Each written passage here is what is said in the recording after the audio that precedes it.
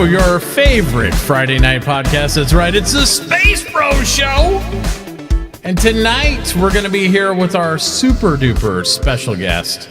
In just one moment here, as soon as all these windows go away. Okay. Mr. Toygrubin's with us. And the one, the only, GioGetMoney with his super invisible soda can. You know what's going on. Anyway, I'm Mitauchi, and I'm apparently more blue and white than normal today. And let's get started. Let's go do it. Let's do the SpaceBro Show. There we go. We got it all done. And yeah, my camera's freaking out. Look at me. I'm a Smurf. It's crazy sauce. All right. What's up, guys? How you doing tonight? How's everybody been? Yeah, my camera went all hog wild. Anyway, Gio, good to have you back on the show. Good being here. Yeah, thanks for being here, man. Very much appreciate it. And Toy, welcome back as always. Thank you. Yeah. And I am adjusting the white balance so I can take my whiteness away and get some color in these cheeks. Oh my God, look at that. I'm back. It's a miracle. It's a miracle. The magic of TV on the interwebs. Anyway, we had another week of development go by for Star Citizen. We got our first look at the actual burn down schedule. We got all sorts of stuff. That's right, Boo Berry, Ghost Mitauchi. We should have done it. Should have just done the whole thing in transparency. Transparency? Yes, absolutely. Keyword for the week.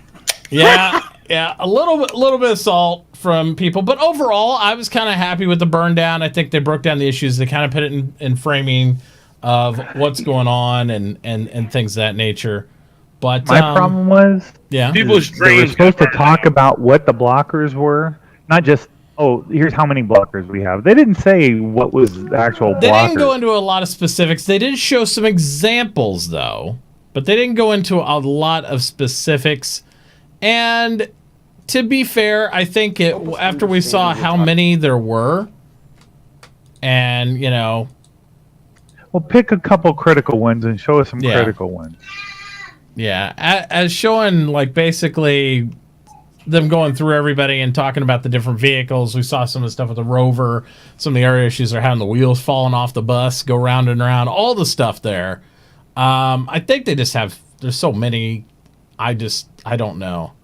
I don't know if they have one set up. There was 80. That's the start, right? Originally, there was right around 90, they said.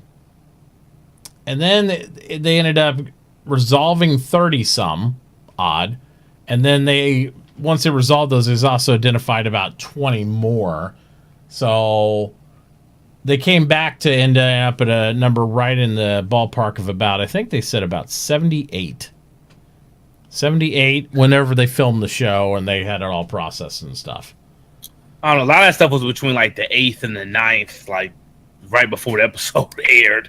Yeah, so they're getting it current as they can, right? Because, I mean, they don't want to make it sound bigger than it is. And, you know, to be fair, like what Zeb was saying in chat too, the planet rotation fucked up a huge amount of shit, they said. It's like really did once they turned that on. And we saw in the dev stream the other week, they were trying to do honest, some of that could have been something they could have waited for 3.1. I mean, that's not like, oh my God, I need planet rotation. Like, just put that on the back burner and let us get on the We have to remember again, this is Chris Roberts' project, and I don't think he's going to want it done except certain features that he wants in there for sure. We also don't know what that impacts, else in the build. So they might go back and say, yeah, we got to turn that planetary rotation off for right now. But, they said it screwed up a lot of things, specifically with, what was it? I think it was Port Olisar and some of the stations it screwed up. Because it was like they're rotating around the planet and it just screwed everything up on their axes and stuff. So there was a lot of different elements coming into play there that they talked about. The rover stuff seemed pretty concerning, too. I don't know. It just seems like that would have been something that would have been done a while ago, and it's still a problem now. Like, that's a bit concerning, I will say. I also believe, though, it's kind of exactly like what Mark always says. You fix one thing and it identifies like 3 more issues pop up. It's kind of the way they're going with it. And I like your space soda. Space soda. Space soda. Just blends in. Mm-hmm. This ain't soda, it's for loco, bruh. There you go. So you can see the logo in there. Let me see. Logo 4. Yeah. But Not yeah, sponsored. I think that was a lot of it, though. I think there's just a huge amount of blockers. And here's some of the things they said. They were coming up with missing parts. The things look like squares rolling on it, and then the wheels would come off whenever they ran through a certain area. And it's just like just some of the map issues they're having and everything else. But I will say the scene looks beautiful. They just got to make it work, right? I mean, That's the trick. yeah, looks really good. But yeah, when the wheels are coming off the bus, it's not going to work too well. I don't know. That just seemed like something that would have been done a while ago. And here it is, August. Well, and I think it was out 8th, 9th, and it's. But again, I think it was done a while ago. I think they did something that broke it. You know what I mean? I think that's what we're dealing with. Like some of the shit's done, and then they do something else, and it breaks something else, and it's just like we're constantly. That's part of bug fixing. You know, that's what you're going to end up with. And you can see right here, they're talking about like this was as of August 8th. Yeah. So this is right before we viewed everything and all that stuff. They basically got that filmed in there. They were talking about the issues with the rover and all that stuff. So Red Rover. But the real hardcore to break down on all this for the burn down. And I think it was good, but like Toy, I wish they did nail some specific issues. They gave some examples. But I think they'd need to like maybe go down a little bit more into some of the issues. Like, you know, if I'd like a bullet point list, like these are the top 10 issues we're knocking out right now. You know, like we know they've mentioned the planets, they mentioned the rover, right? I'd like a little bit more on that. I don't need them to do a whole episode on it necessarily because I know it's going to change and shift day to day. But it's been since we saw that, because I pointed this out to you at the Bug Smashers. When was that? 2 weeks ago? 2, maybe 3. I think it's 2. Yeah, Bug where he Smashers got out of the bed backwards, and I'm like, hey, he got out of the bed backwards. Yep. So they mentioned that's that the in this. same exact problem they just showed. Yep. So it's been at least 2 weeks, and they haven't fixed that one bug. Well, you know what? They told you why it was Concerning. he came in the bed backwards, right? They mentioned in that. Because of the planet thing. Because of the planet thing. That's been a problem for at least 2 weeks that hasn't been fixed. But maybe planetary rotation's a huge fucking issue. Like, I don't know if it's just like the way they designed it, you know? I mean, some of these things, there's no way for us to tell what's an easy fix or what's a hard fix, right? Because we have no idea. I mean, do they have to recode how rotation works to make you get your bed straight? Or is it an animation issue? They just need to, like, turn shit around because it flipped everything backwards. I have no idea. But that could spiral into, like, maybe it's not just beds. Maybe everything's backwards. We don't know. But I love that, though. I mean, because that really talks about true physics in the game. Because if that planet is actually, doing its orbits, and it's causing those people to spawn backwards, that means this is really starting to work. They just need to, figure out. And that's what's amazing. If you look at some of the scenes, I mean, the landscapes are beautiful. Things are there, and a lot of them are minor bugs we're seeing. Maybe, you know what I mean? Like the rover wheels and stuff. That might be something simpler to remount wheels, realign stuff, and reattach it and make it permanent fix. Now, here's the thing that's puts it in context. Because when I first saw this, and a lot of people had questions in chat, right? It's 78 bugs remaining. This is after they've burned down 30, came back 20 or whatever, all that stuff. So as of the last cuts of the filming they did on the 8th or 9th or whatever, 78 bugs. These are must-fix bugs for 3.0. These have to be done. Just to get it released to Evocati. Correct. This isn't all the bugs. Bullshit to me. Well, here's the thing, too. If you think about our present build at 2.63, I want to know how many bugs there currently are. Wouldn't that be a great comparison? Because we know there's shit tons of bugs now. They haven't fixed everything. There's shit tons of bugs, but it's playable, right? So, it'd probably be reassuring the community if they said, well, there's 1,478 bugs right now in 2.63. You know what I mean? That's acceptable because we're playing it. It's like, yeah, there's shit tons of bugs, but whatever. But these are the 78 that would prevent it from going to Evocati, is what they talk about. Now, if you go over to the overall branch of of 3.0 and talk about that, which I think is right about 7:58 here or so, maybe. Maybe it's a little bit before that. It's right in here. Here it is.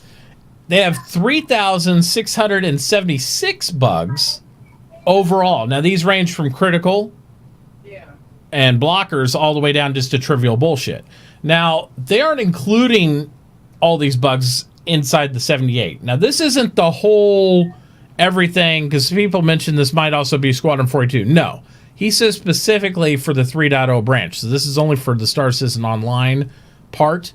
But again, I would argue there's probably 1,000 or more bugs right now in our 2.6 build. So maybe some of those are just carried over into this build because it's 3.0 and they're just not unplayable bugs or something that they know will get fixed down the road. Because Mark also did a great comment, and this has been about 2 or 3 months ago. He said there's certain bugs that they identify that go to him that they know are potential blockers or critical issues.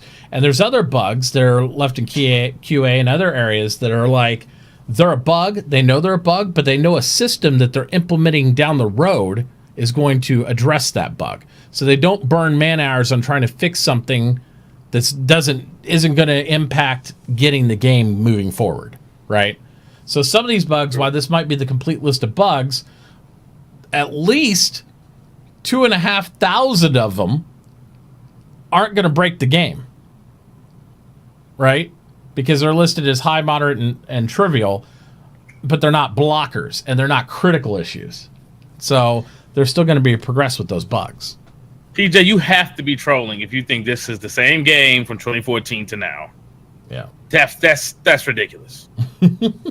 With they fixed stuff back then up to now. Yeah. But of course, 3.0. This is like one of the biggest major releases. This is a total rewrite of the base code for the game. I encourage you to go out and play it.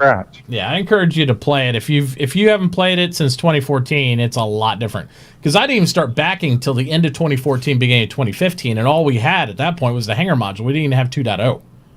Yeah. So 2.0 wasn't there in 2014. Yeah, I backed. I even have a damn computer. Yeah. So then TJ, it wasn't in 2014. There wasn't 2.0 yet. So. So that's when 2.0 came, that kind of switched a lot of stuff up. Absolutely. But I get the sentiment of what TJ's saying, right? Because it's like, to a lot of us, it's been a long time without an update. It's been a long time without a patch. We know they're working on it, and I don't necessarily hold it against CIG that it's taken a long time, but it's still discouraging for people. It's still demotivating for people for some of that stuff. But the potential of what they show it going to be is great. What I say is, as a Star Citizen anchored streamer, but still streaming a variety of games, is there's a lot of shit to play while you're waiting. You ain't got to look at it every day and go with that. It's like if you pissed off at your girlfriend or your wife. If you just sit there and stew in it and look at her every day, you're going to end up hating your life. If you just move on and get some other shit done, you'll be okay. Come back when everything smooths out. I mean, they got a video that someone put together from back then up to now, like all the differences and stuff they got. So, yeah.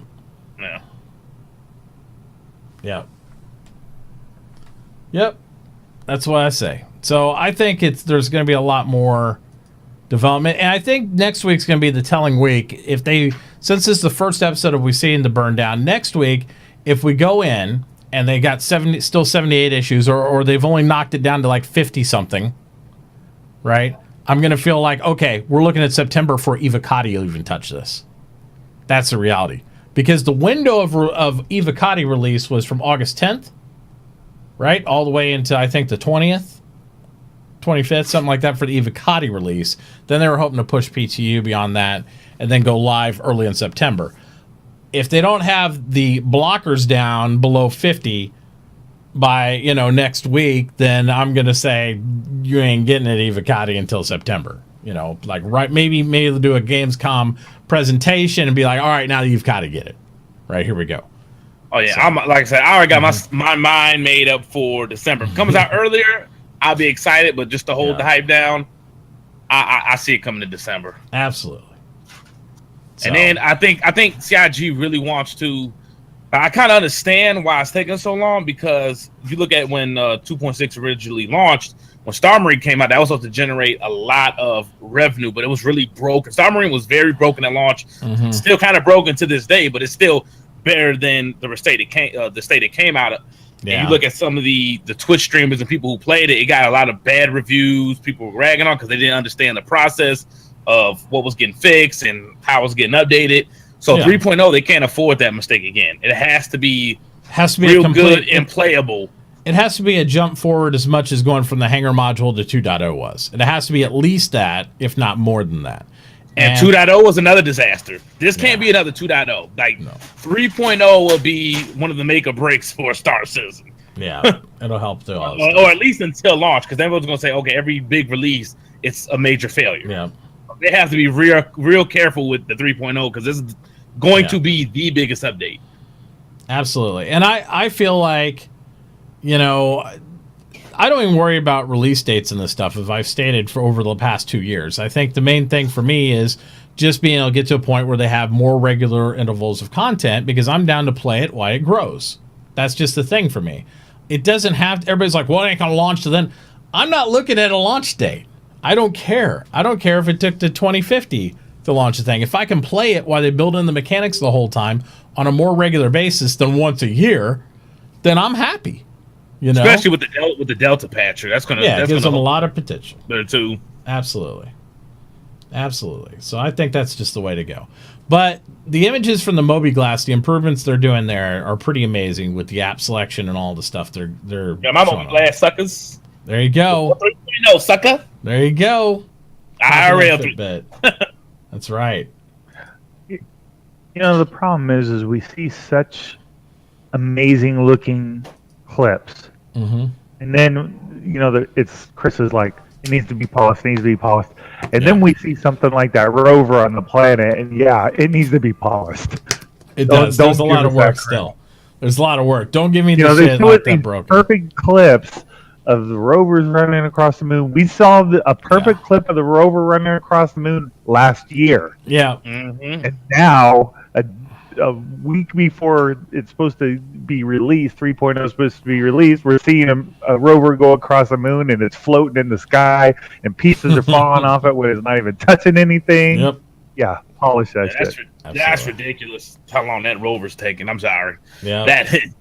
I understand maybe the 2.0, maybe it probably was fixed at one point, and then the 2.0 probably, the item system 2.0 probably fucked it up, but. Yeah. Well, I mean, I'm sure when they did this last year, it was just on an internal fake planet. You know what I mean? It's just a map, basically, is what they had. It wasn't actually on the planet. So now they're working out all the physics issues of having a moving container on a moving container on a moving and then it has to support people, and now they're trying to put the actual systems in the pipeline there, because they got the item system 2.0 done, right, for the most part. So they're putting in systems that actually work and not faking it. So you have the real physics, like the same thing we talked about. The reason people were waking up backwards in their beds was they had the planetary rotation, turn that on, oops, broke all this. Well, that's probably not just the simplest of fixes. And it continues to iterate like that, and that's just one of the things. And this, my friends, is what you pay for. This is going through the development process. This is part of it. You're seeing all the bad shit with the good shit and everything else, and you will continue to. So I pretty much every major game that's probably ever came out has been broken. I mean, look at matter of fact, just look at No Man's Sky. They just got a big ass update where you get multiplayer with fucking orbs. You just orbs with co-op. That's it. They're just not getting there after a year, which was allegedly the full game, which, let's keep it real, it was a fucking early access game. We're getting stuff that's supposed to come out at launch, and it's just now coming. And it's half-assed done, to be honest. And that game's still buggy out of its fucking mind, you know? Yeah. So. And that's the thing you have to be aware of. Is like, with this type of insider type look at everything, you get the good with the bad. You get to see everything as it continues to develop on. So in my mind, if it's one of those things that you can't tolerate and you can't handle and you can't deal with that, because some people don't need to see how the pudding's made. You know what I mean? They just want to eat the shit. And that's better just, if you bought a package, set it on the shelf, do your thing, come back when it's done. I'll see you in a few years.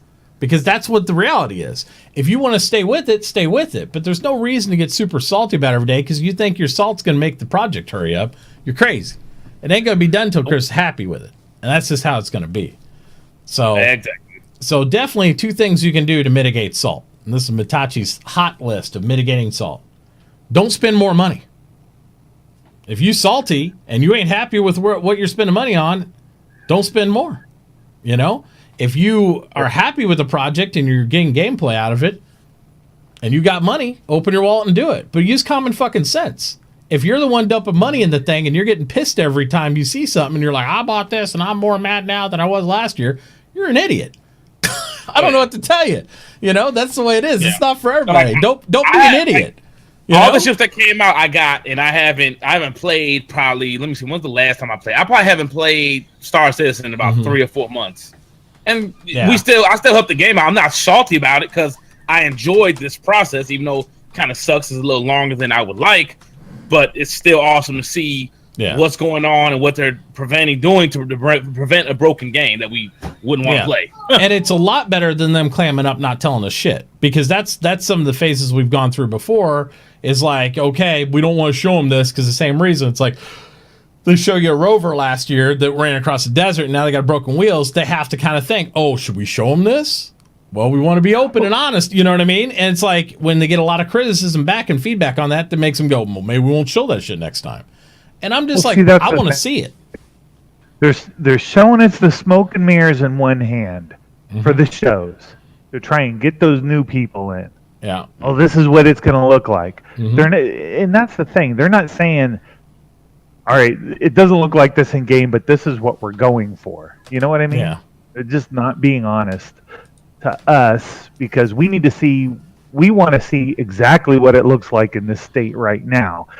And then they hire these guys that get on there in Maya and do all this, small map stuff where things run smooth and look good. And then they put that out there like that's how it's running for us internally right now, and it's not.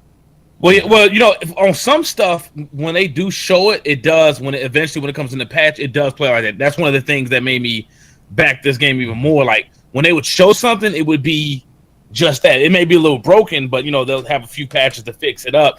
Unlike something like at E3 when they showed what's that Destiny-like game that is probably not going to look like that when it comes out. I forgot the name of it. The EA Anthem. That game looks beautiful at E3. Most games do. I guarantee you majority of those games at E3 will get downgraded.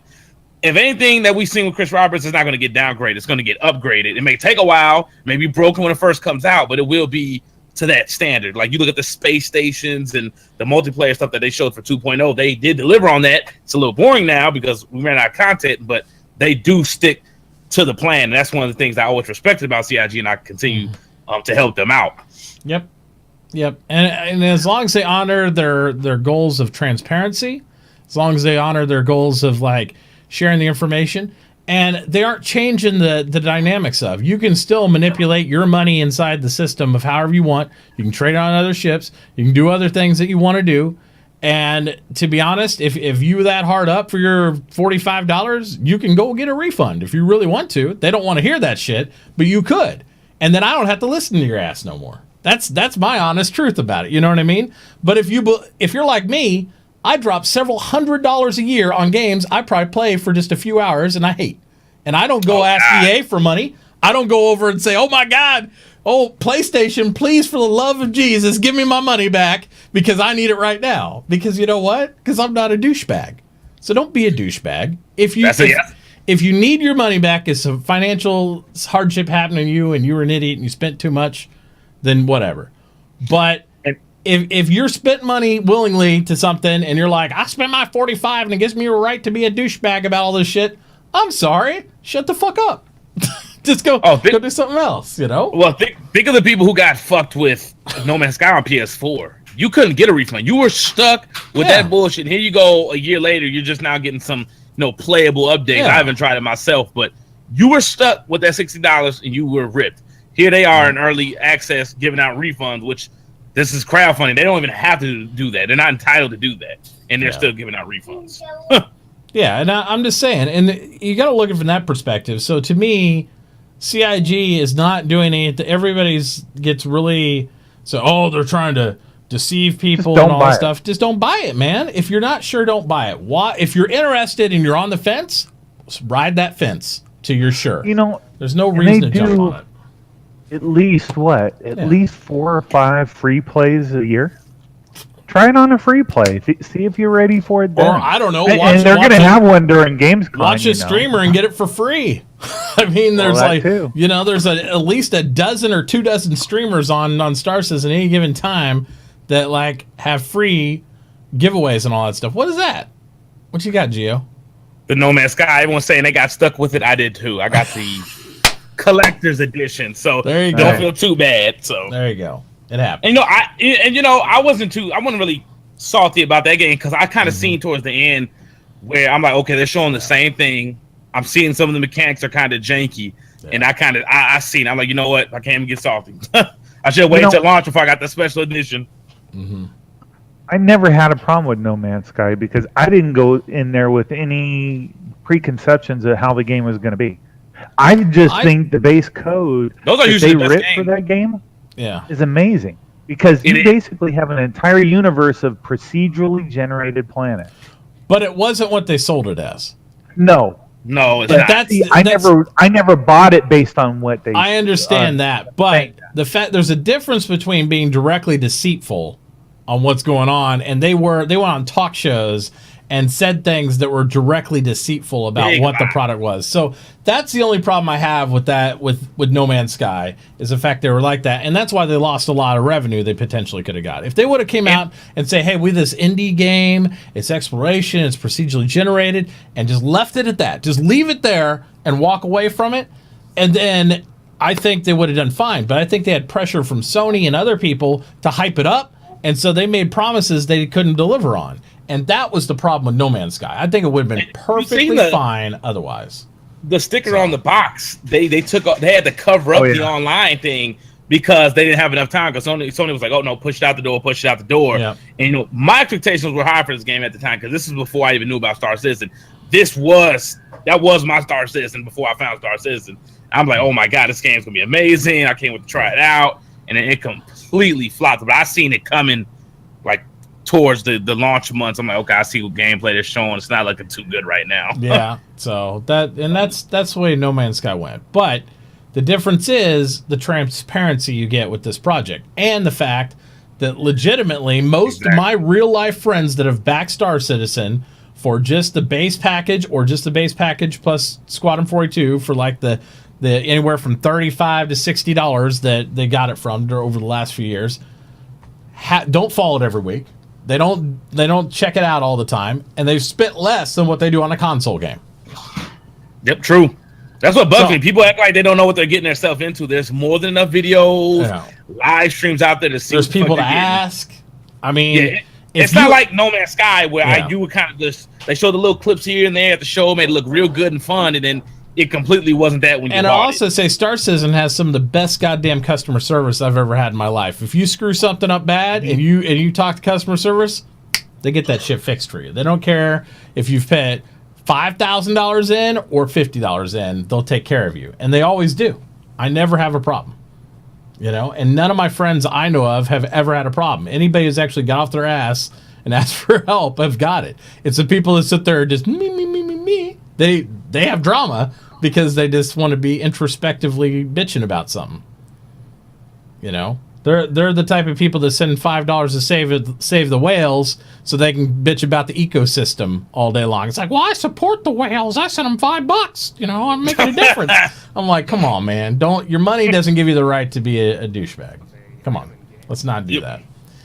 But let's get back on the Moby-Glass, because the Moby-Glass is one of the quintessential pieces of this game development. This is like your user interface to everything. This connects to your inventory system, your ship's inventory, your mission log, your heart rate, your oxygen level, whether you're going to have a date tonight or anything. It's all connected to Moby-Glass in this game.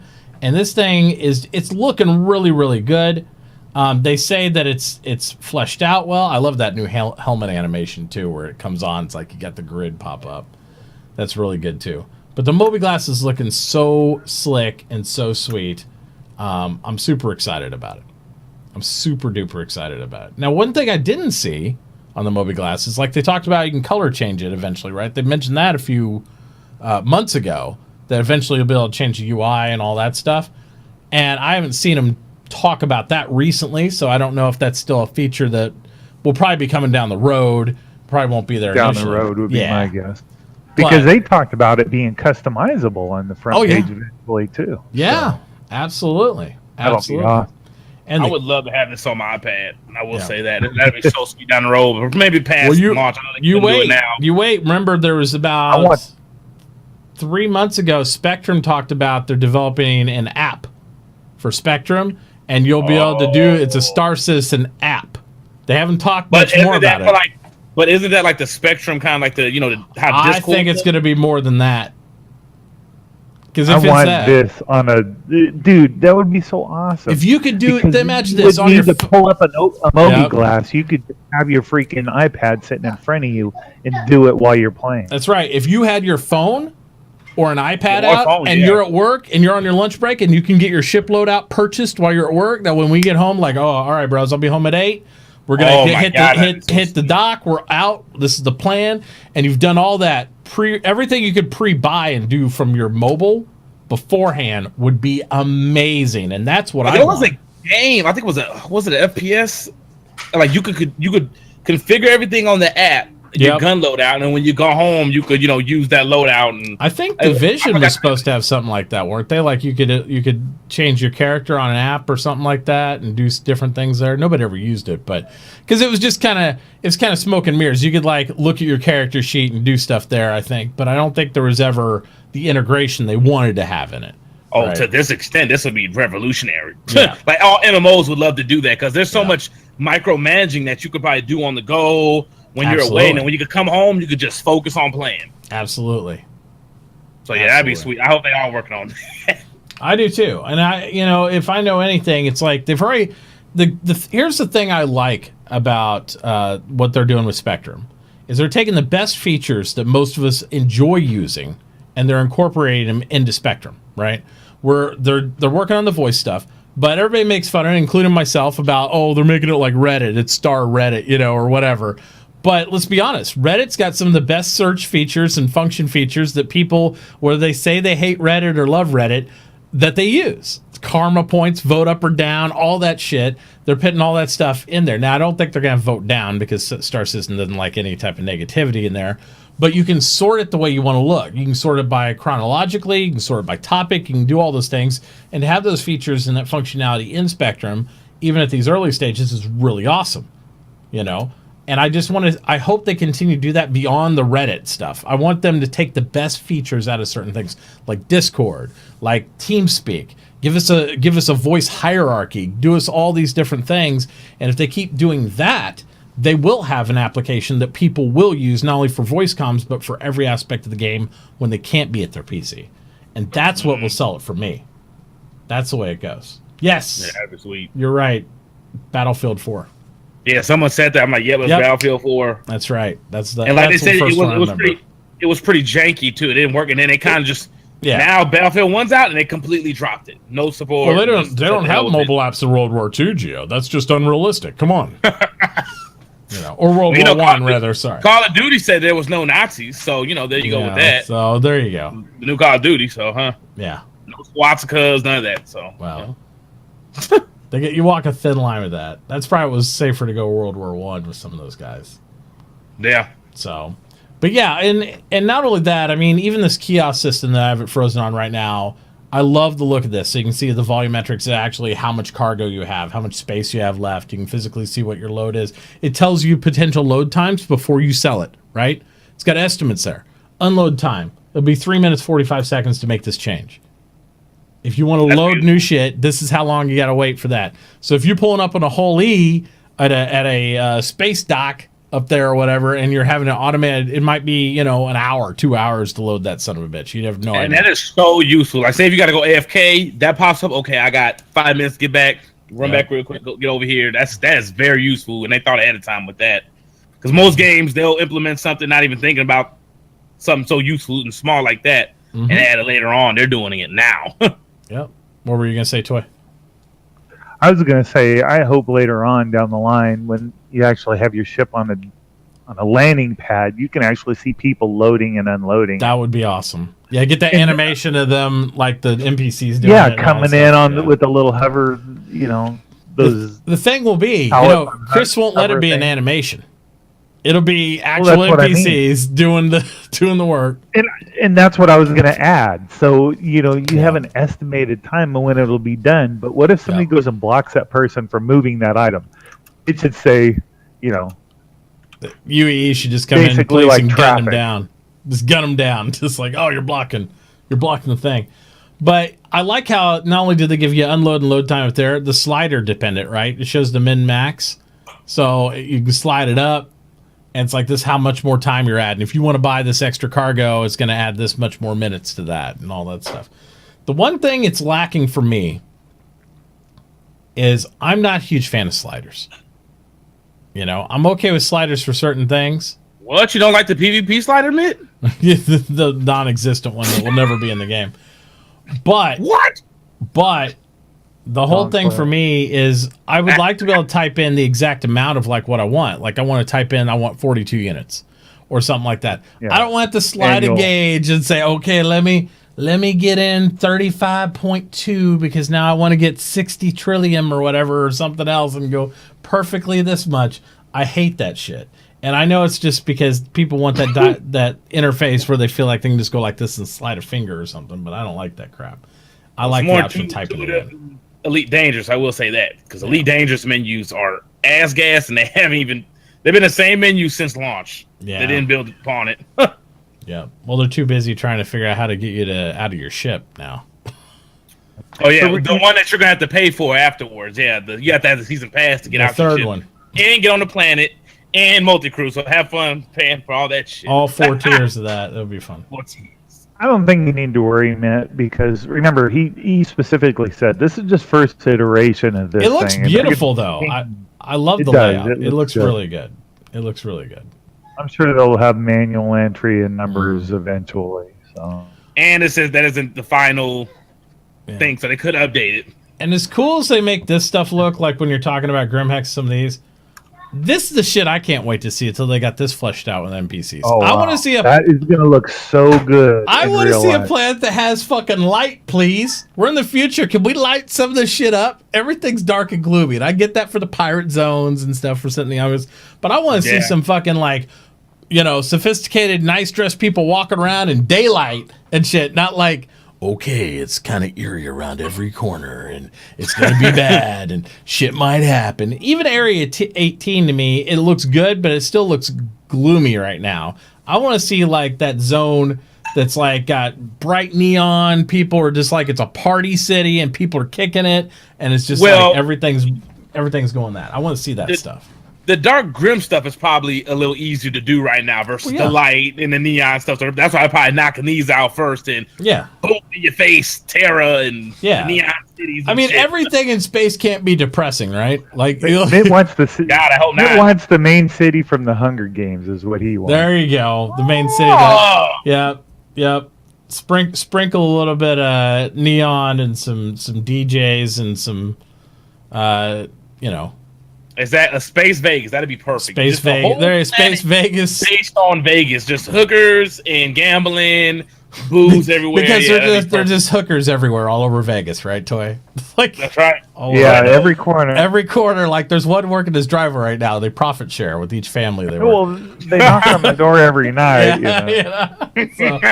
Oh my gosh. Yeah. Leave me alone if I use my dong slider. Not tonight, guys. Sorry. Sorry. We're a little busy. I'm streaming. Yeah, absolutely. So, but no, it's, and the thing I look at is like, even with the hydroponic chambers and all that stuff, is it just me? Or it looks like they've kind of dumbed down a little bit of the sharpness on some of these. And I think it's just optimization they've done. And it could be a little bit of LOD and stuff, but the first pictures that come out are so high graphic quality. It's like you can see the leaves on every plant with the veins in them and stuff. And this one, it's just looks a little more flat to me. Or they're different plants or different. It looks yeah, so it looks like one of those flat texture panel things. Yeah, it does look a little bit. And I all. just noticed as we're seeing like the real in-game stuff, it looks a little bit dumbed down in some of the stuff. I mean, when he goes, I think that's a different. Are you sure it ain't a different plant? It might be, but it might be. But he's got watermelons cut up on the table. Yeah, but even that, it just some of the stuff looks flat to be on that. I mean, all the holograms, all these interfaces and UI look really sharp and good, but some of the textures and stuff look like they've had to dumb them down for LOD stuff. And I imagine that's part of the optimization process, but that's just the way it goes. But yeah, we saw the Dread Pilot Roberts ship there. They had the 300 series ship there on the side and says Dread Pilot Roberts on it. I can't wait to see that rework. Yeah, I'm interested to see what they turn it into. The biggest complaint I have about those style ships is the fact you have to like hunch down like an old man to get into every single one of them. I always said that. I was like, that looks so uncomfortable. And that was the reason why I didn't buy the ship until I was like, no, they're getting a rework. It makes sense in the Aurora, right? That's like your cheap new starter. Okay, got to get in it, you know, all this stuff. But if you're paying, but if it's like your luxury, nice, you know, whatever ship, you'd think you'd have a little more wiggle room than that. And I got back problems, so every time I see my character do that, I just go my back like, And here we go. And I still can't compliment Jay Lee enough on this concept art of this. This looks so job, Jay Lee. Good. Yep. You took mine, but it's okay. It's all right. Looks good, man. Looks good. I just hope, since it's that small on the wrist, which is probably about the size of this Fitbit, but I'm just hoping maybe we could get like the AR glasses where we won't always have to wear this. It seems like something they could put on glasses, because they said that will be a feature in the future where you could go somewhere where you could breathe air, don't need your whole suit and everything. You could just have AR glasses. So placeholder, side bob. So they talk about like all the different character hair in there. Even that was weird. I noticed that before. Buy your space wigs, huh? Yeah, buy my toupees. I'll shave my hair down. Can I buy the orange wig? There you go. Yeah, so contracts manager, and that also will develop into like what's going to be contracts from person to person eventually. Dude, all this stuff on Moby-Glass will be so sweet. Oh man, it's going to be. I bet you were happy to hear about that, Mitt. Writing your own contracts. Yes. For Overwatch, I mean, that's the thing. Oh, it's like I can't wait. I can't wait till you got those mercenary contracts you can do, and people can say, "Hey, I need to do this. All right, I need this much money," and they send you the contract. You sign it, and it's like, "Okay, we do a deal." Now, the interesting part of that is how they're going to handshake that. Like, how are you going to guarantee the services requested or rendered? Like, what kind of objective points they're going to allow you to do in order to prove whatever you've done? That is true. So, what if the other guy who gave the contract wants to rip you, or vice versa? Some things are easy, right? Like delivering A to B, that's fine. Killing a certain person, okay.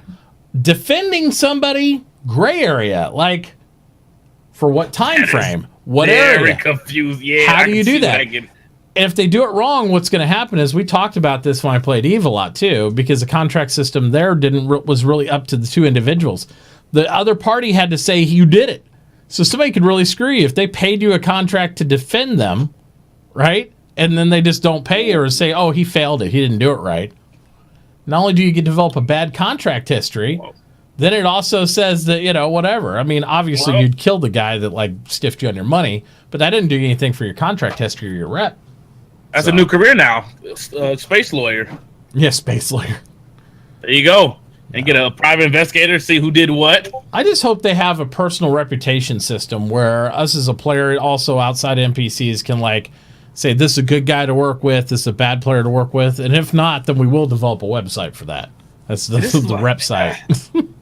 I would just love to have like one 10 for the chairman special where he could ask. Cause I know there's probably like a lot of new questions for 2.0 and stuff. That would be a good question. Well, like, we got new backers that have never been able to ask Chris Roberts a question because they'll probably ask a lot.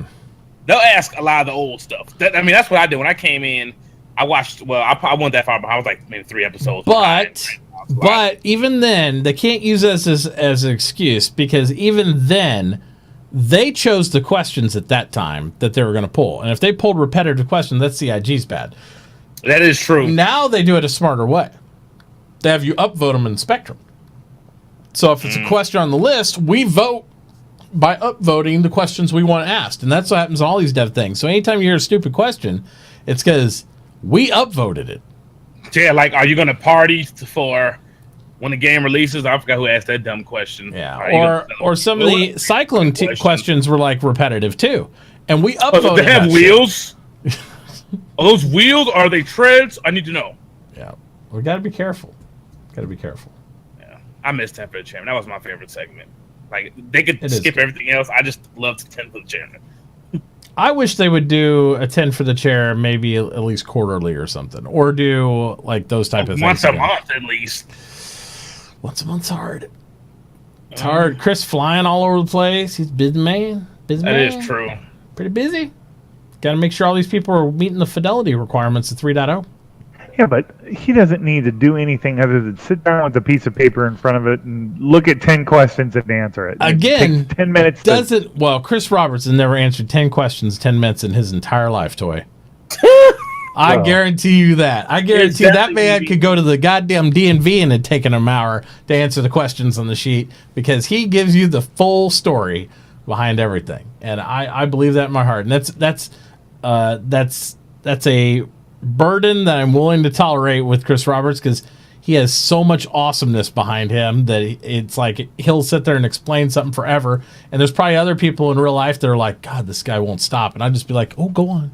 See, and that's where that's why I made the proposal where each studio head you could switch off. You could switch Aaron, Tony Z, Viking God. You just switch off. Brian Chambers, questions from everyone. Yeah, I would love to. That's a great idea, Gio. What if you had Chris Roberts with on what was that? The quantum questions. How many do you think Chris Roberts would get through?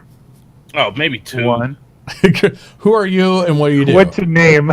What's your name? What He'd be like man, Chris Roberts, and I invent magical spaceships. Not only magical space. It'd go on for like 2 minutes, and it's like, all right, Chris got one. Fidelity. I'm real big on fidelity. Yeah, they should actually do that, and it'd just be a troll in that, and it'd be hilarious. He'll probably be the last. They gotta save him for last. The last quantum question. Get everyone else.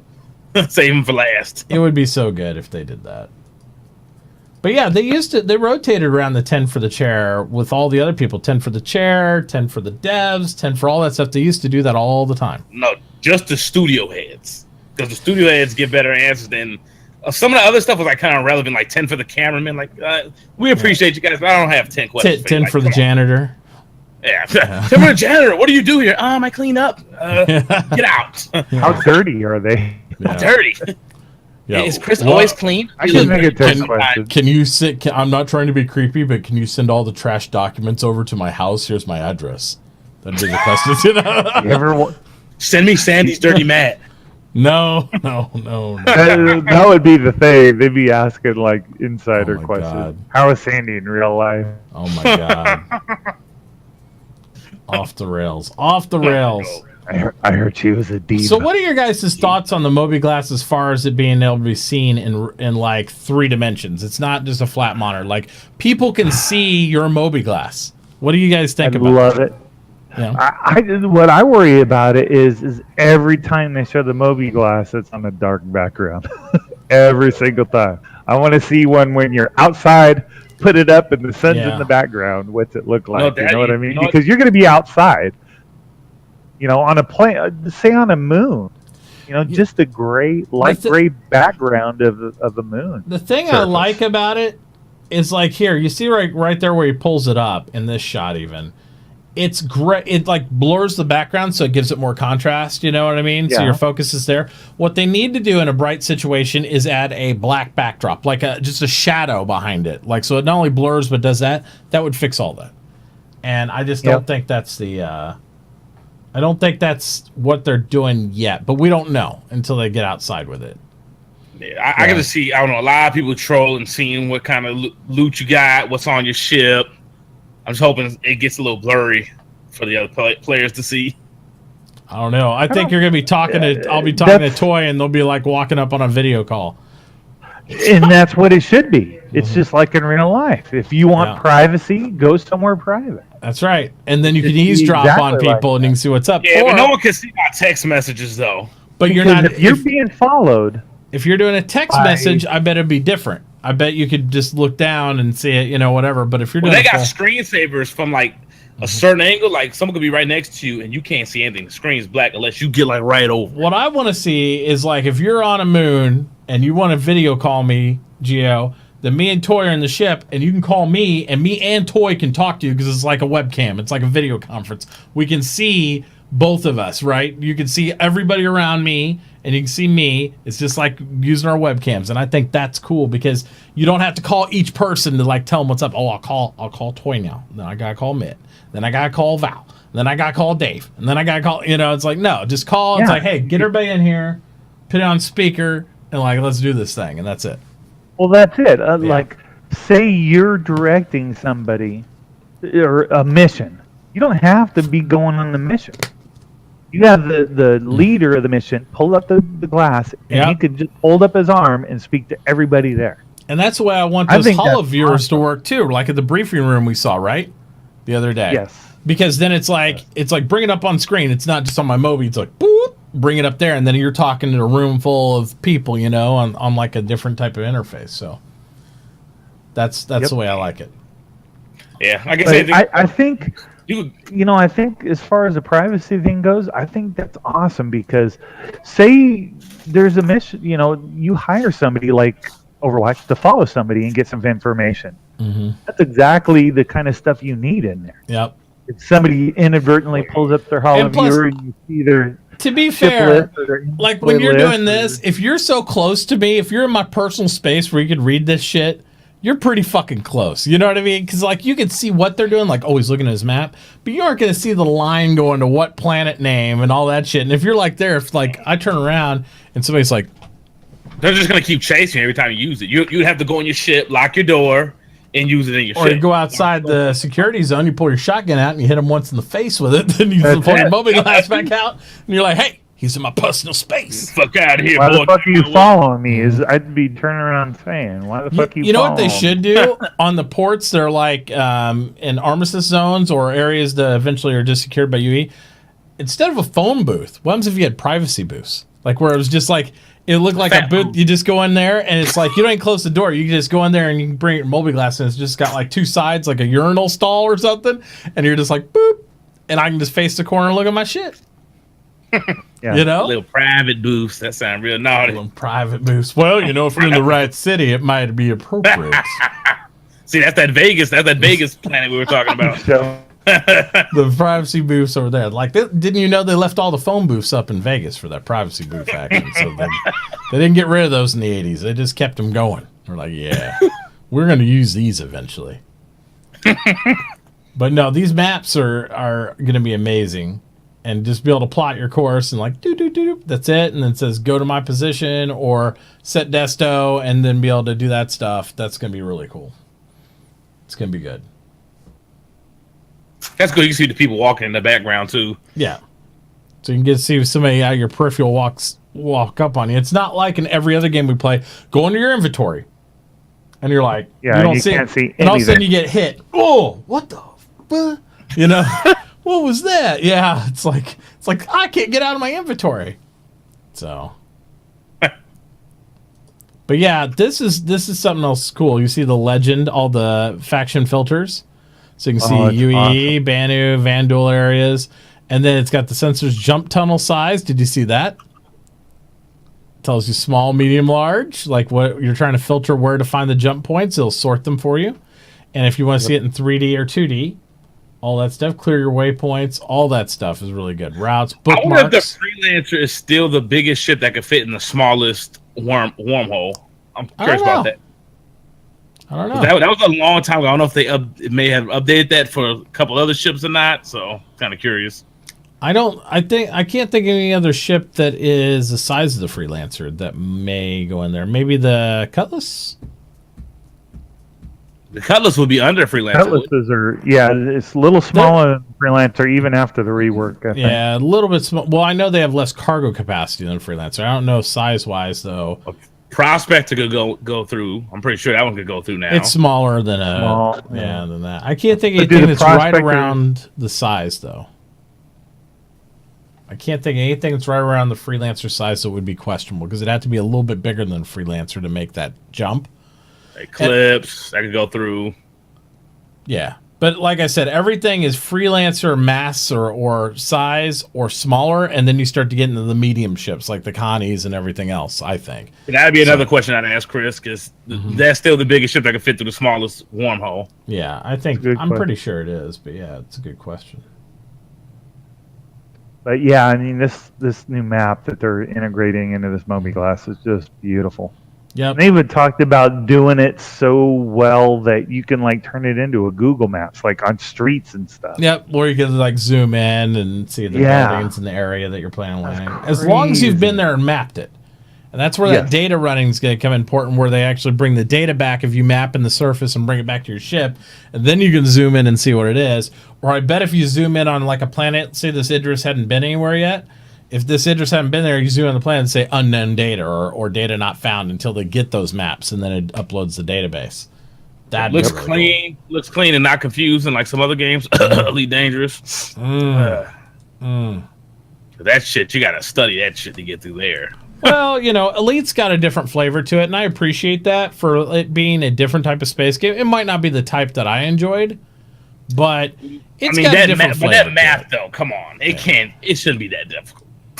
Well, I don't know. Some people like it. Some people love Helion, and you have to figure out orbits and trajectories on Helion to like just stay in orbit without dying. But I don't care for that.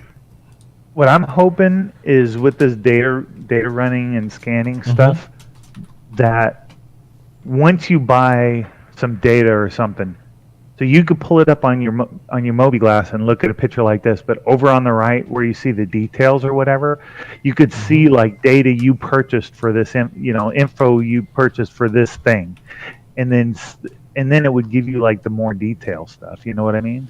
Yep. Absolutely. So, and guys, I do see some of you guys asking questions in chat, but just go ahead and use ! questions. We'll develop a question list, and then we're going to wrap up this segment here in a minute, and then we're going to start answering your questions. Whoever has the best question tonight is going to win a piece of hanger flare, and that question will be decided on by Gio. We always have our guests decide who has the best question. I'm going to send you guys a real mobiGlas, too. There you go. There you go. Well, now you made the promise. Double. Now it's on. So I better be getting one too, since you're on the show and all that shit. So that's the way that works. No, but definitely, guys, make sure you get in there. It's ! questions, and just fill out the little form there, throw it in there, and we'll get to them just here in a couple minutes. Also, we're going to get ready to start a riffle raffle. We did unlock a Nox Q yesterday. We will not be giving away the Nox Q till after my evening stream is completely done. That means like we do the after show after the SpaceBro show, but I'll go ahead and get it started for you now so you guys have the opportunity to enter it. And if you are a sub, you're covered the entire time with the amazing autoclaim. If you're a follower, you'll just have to hang out and be there whenever I get tired enough, which will probably be several hours, knowing me. Because I slept in this morning. But yeah, we'll go ahead and get that stuff started too. You might as well sub now then. Unless you want to stay up another 7 hours. Yeah, well, I don't know about 7 hours, but it'll be later for sure. All right. So we'll go ahead and get that rolling out there to you. And then we'll go ahead and we're going to throw in all our gold VIPs because that's how we take care of those bros. So make sure you're in there, ! SpaceBros. But yeah, again, the map system's really amazing. I like this. Even they're showing like how to plot from different systems. Yep. Yep. It all looks really good. Everybody thought that out. Zane did an awesome job. Yeah. Hope he got a raise. I mean, look at that. Look at that. That's what you're talking about right there, Toy, where they zoom in to Grimhex. Yeah. It's like Google. That detail. Just for Grimhex. Yeah. Like they could have been lazy, just had like a little cluster on the map. Just a dot. They could have just done the dots they showed us last year, but they didn't. But see, like when you're out mining or something, and say you find a particularly good spot or whatever, not only should you be able to see that spot, but it should have the data in that little bottom right hand corner. It says these are the stats of what I've scanned. because that's what that info runner is supposed to do. Stuff like that. Yep. This would be so sweet in VR. When I was talking about VR, I got so excited. I hooked up my VR today, just fantasizing about Star Citizen in VR. To me, I like to go in and out of third person a lot too. I would like to try VR, but at the same time, I like to be able to see what my character looks like in the environment too. You know, a lot of times. So I like that. Oh, that's true. I like that shift. So I'm really going to be messing with more of the track IR a little bit, so that way I can kind of move my head and see the controls and all that, because I got all these beautiful monitors. But at the same time, I like being able to tap that button and hit F4 and let them out. And I can see it. VR, I mean, multi-screens can't touch VR. Like, there's this game called House in the Sun. It's like a light version of Star Citizen, I'll say. But it's just so amazing. Like, you see, even a simple game like that, how fun it is. Yeah. And how much more fun games are. Like, it's awesome. And I think it's really going to take a generation or two even of VR to come out before they really hit the fidelity level that's really going to capture this game. It's going to be fun, but I don't think you're going to get these kind of graphics like as sharp in VR, because they just don't have the graphic quality that high in VR yet. I don't know what the rumors of the second gen. It looks pretty up there. That's why they dropped the new Oculus right now for $400, which that's still a good price if you're heavy in the Sims. But yeah. Well, especially when most of the games aren't super high. If you want to play Bridge Crew or any of the other stuff, I mean, it's not super graphically high right now, but it's still good, good gameplay. So, I mean, $400 for that VR is pretty hot, but I want that 4K plus, in a VR. I want that type of shit. And from what I heard, I think it's coming. Yeah. So it should be. Well, my main complaint with the VRs is, and I played with the Oculus a while, is it needs a bigger peripheral vision lens. That too. The lens is really doesn't give you that sideways. Yeah. They're working on that and eye tracking from what I heard. So instead of just moving your head, you could just like look with your eyes. Like, that's amazing. Yeah. But that's going to be top tier tech. Now that one's going to be about 1,000 probably. 4K. Probably when it first rolls out. Absolutely. Yeah. 4K, 90 FPS. You still have to have 90 FPS. You got to have a beast ass card to run that. You're probably going to need like a 980 and up, or maybe TI and up. To be honest, something like that. Because that's two screens. At least a 10 series, because like you can't even pull good proper 4K without usually a 10 series on any size screen that's like worth it. Yeah, even my 970 on some games like the VR Funhouse thing, my card's starting to chug. Like that one actually takes a 1060, so I have to boost my card up pretty soon. So yeah, that power you need. So especially for Star Citizen. I just don't think the power's there yet. I like how they're showing the equipment manager of him dressing that guy, but he's still in the spacesuit. So I'm like, is that live dressing, or is that like a loadout you can save and just flip into your street clothes? That'll be interesting too. So they'll probably make you fucking change in the ship in the bathroom with a locker. Because remember when he went planetside at SitCon, he had to go to the locker and change. Yeah. That was for a spacesuit. That wasn't for clothes. So who knows? Nah, that was going to the... That's a good idea. They should have like a privacy room, like you were saying, Matt, in the clothing stores or whatever, so you could look and try it on in your little Moby Glass thing. But then you got to go in the room to actually put it on. I like the aesthetics of the shops, but I kind of hate I have to go to each pants to like try them on. I really wish I'm like, I'm in the shop. This is the future. I could go in a booth and just like flip through all the different clothes. And I like this combo. Grand Theft Auto does that. Well, because like, let's say for one example, and I'm not clothes snob. I don't really care. I'm more about stats and like how much defense an armor suit has than what color the pants are. But if I want to try a complete outfit, you can't do it in Star Citizen right now, right? Because you want to try on a shirt, you walk away, you ain't wearing the shirt no more. You have to buy the shirt. So what happens if I want to try on certain shirts, shoes, and socks? I should be able to stand in the mirror, just like on GTA, and check out different stuff, and then like purchase whole outfit. It's that immersion fidelity, mate. Well, I don't know. Going to pants and going like this, and then going flip on my body is not really immersion and fidelity. Yeah, that's gonna be really annoying. So, that's one of those things. That's always the thing. You got the diehard people who want it extra real, and you got some people like, you know what? It's still a game. Let's just have it like that. Yeah. To be honest, everyone's telling like, "Oh yay, stamina!" Wait till you get on those planets, and you have that fucking sprint. You're gonna be annoyed, and go play Arma and find out. It's gonna piss you off, that sprint, that stamina. Stamina in any game sucks. Yeah, unless it's like close. Like in Star Marine, it'll be bearable because you can quick areas, quick combat. But when it's something far as fuck, you got to run like miles in the game. It's not going to be fun. I guarantee it. I think what's going to happen is like you're going to get on the moon and you're going to get a Nox like zipping across chasing you or something. And you're going to have to run to the next piece of cover and you ain't making it. That's what's going to happen. What if your rover tire breaks like in the demo? You're fucked. You're going to have to walk your ass somewhere until you find some help. You're going to be looking stupid. Yep. So I don't agree with the stamina. Yep. Absolutely. We'll see, though. I still reserve my final conclusion for trying it. You know what I mean? We don't know what it's like till we try it. We have to get to that point. That was another thing they mentioned. I don't think we discussed. They said they were talking about the first iteration of the radar system would be coming out too, right? Yeah. Oh yeah.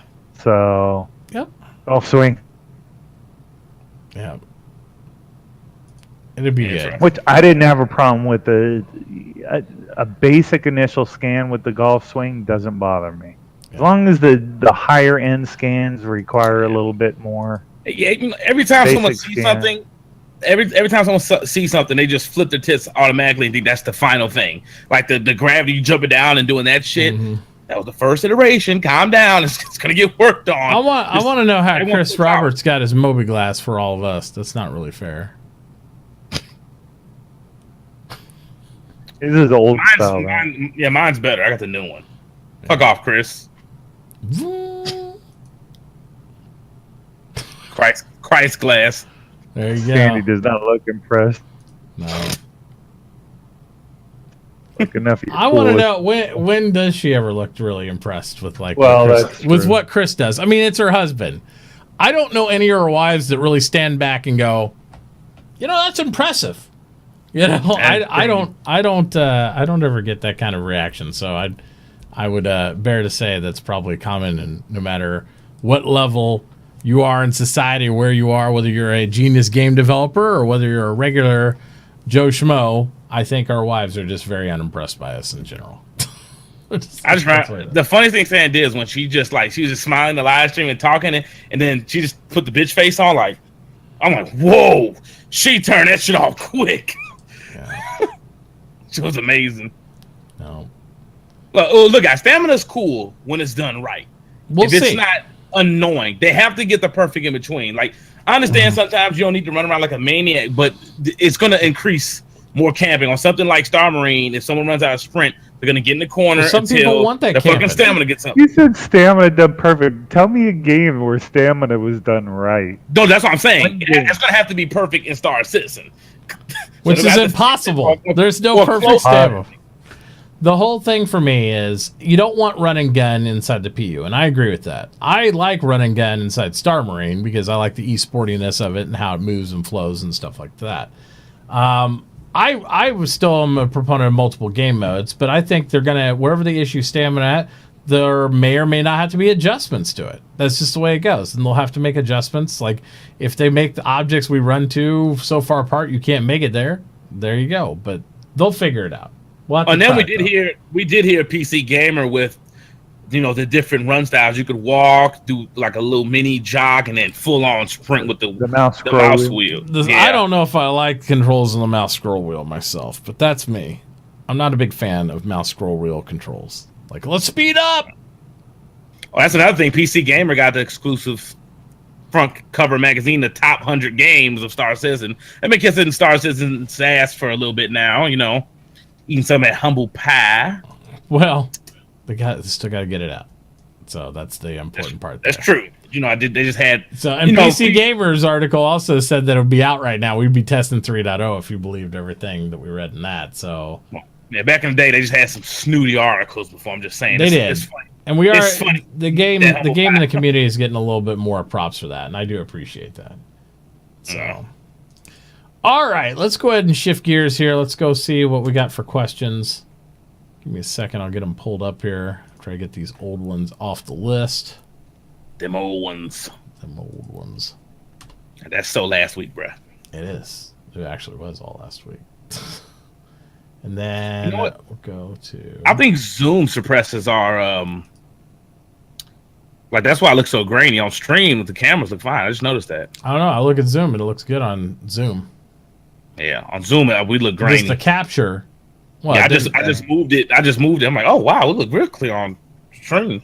Yeah. So something there, but it's all good. It's all good. All right, so we're gonna go over. I'll share this doc with you guys so you can see the questions, and then Gio can help decide. You won't be caught like right then. He has to know. He'll be able to read through them too. Check number 1. There you go. Let's get that. The funniest thing happened. We were playing Dark and Light, and I'm running through the level, and we have a sign up on Dark and Light that says waiting for 3.0. We put up, and I run over to another camp, and the first sign I see on there says China #1. I immediately thought of you. It did. I was like, what? It's like, no! It's like, not on my Dark and Light too.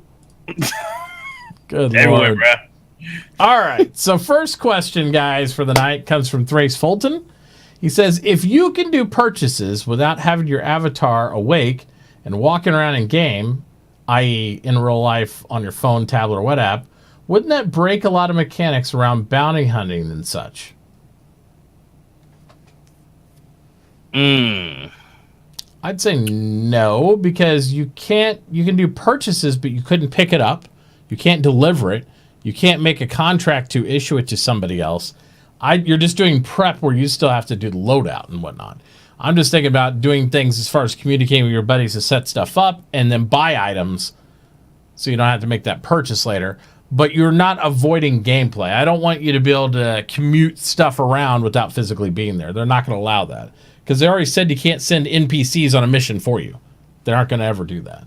You'll have to at some point be in the game. It would be kind of cool. And maybe if you make that purchase, you're bounty hunting, you'd find out like from the logs that like so-and-so's buying shit over there, and the fact you aren't there moving around, maybe the bounty hunter logs on, he's waiting for your ass to get there. Because he saw you. That's another thing I'm curious about how it's going to work is the bounty hunting. Because anytime I've seen it in another game, people just disconnect, leave, go to another server, whatever it may be. It usually never works. Well, there is no other server in this, right? So if they do what they want to do, you can't really avoid that. Because Grand Theft Auto, all you got to do is run in your apartment and sit there and wait about 30 minutes until your bounty goes down, and then you're out of there. But 16-man servers, too, on Grand Theft Auto. That's true. We're already bigger than that. But still, I don't know. It's just, I don't know how about it. Are we? We haven't got 3.0 yet. It might not be. You think they're going to roll back to 16-player maps? They might. Yeah. I mean, I'll be cool with 16 as long as I can land my ass on the planet and explore. I don't even care. Nah, I care because I want my big ships to have big amount of people.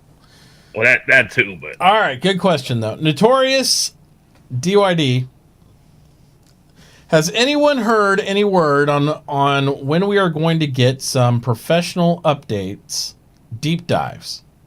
I know that 3.1 is a ways off, but it's supposed to have a few professions, and we haven't really heard anything like, okay, this is planned to work. How this is planned to work. No, they're all mining at CitizenCon. Yeah. We used to get those all the time. We used to get the deep dives.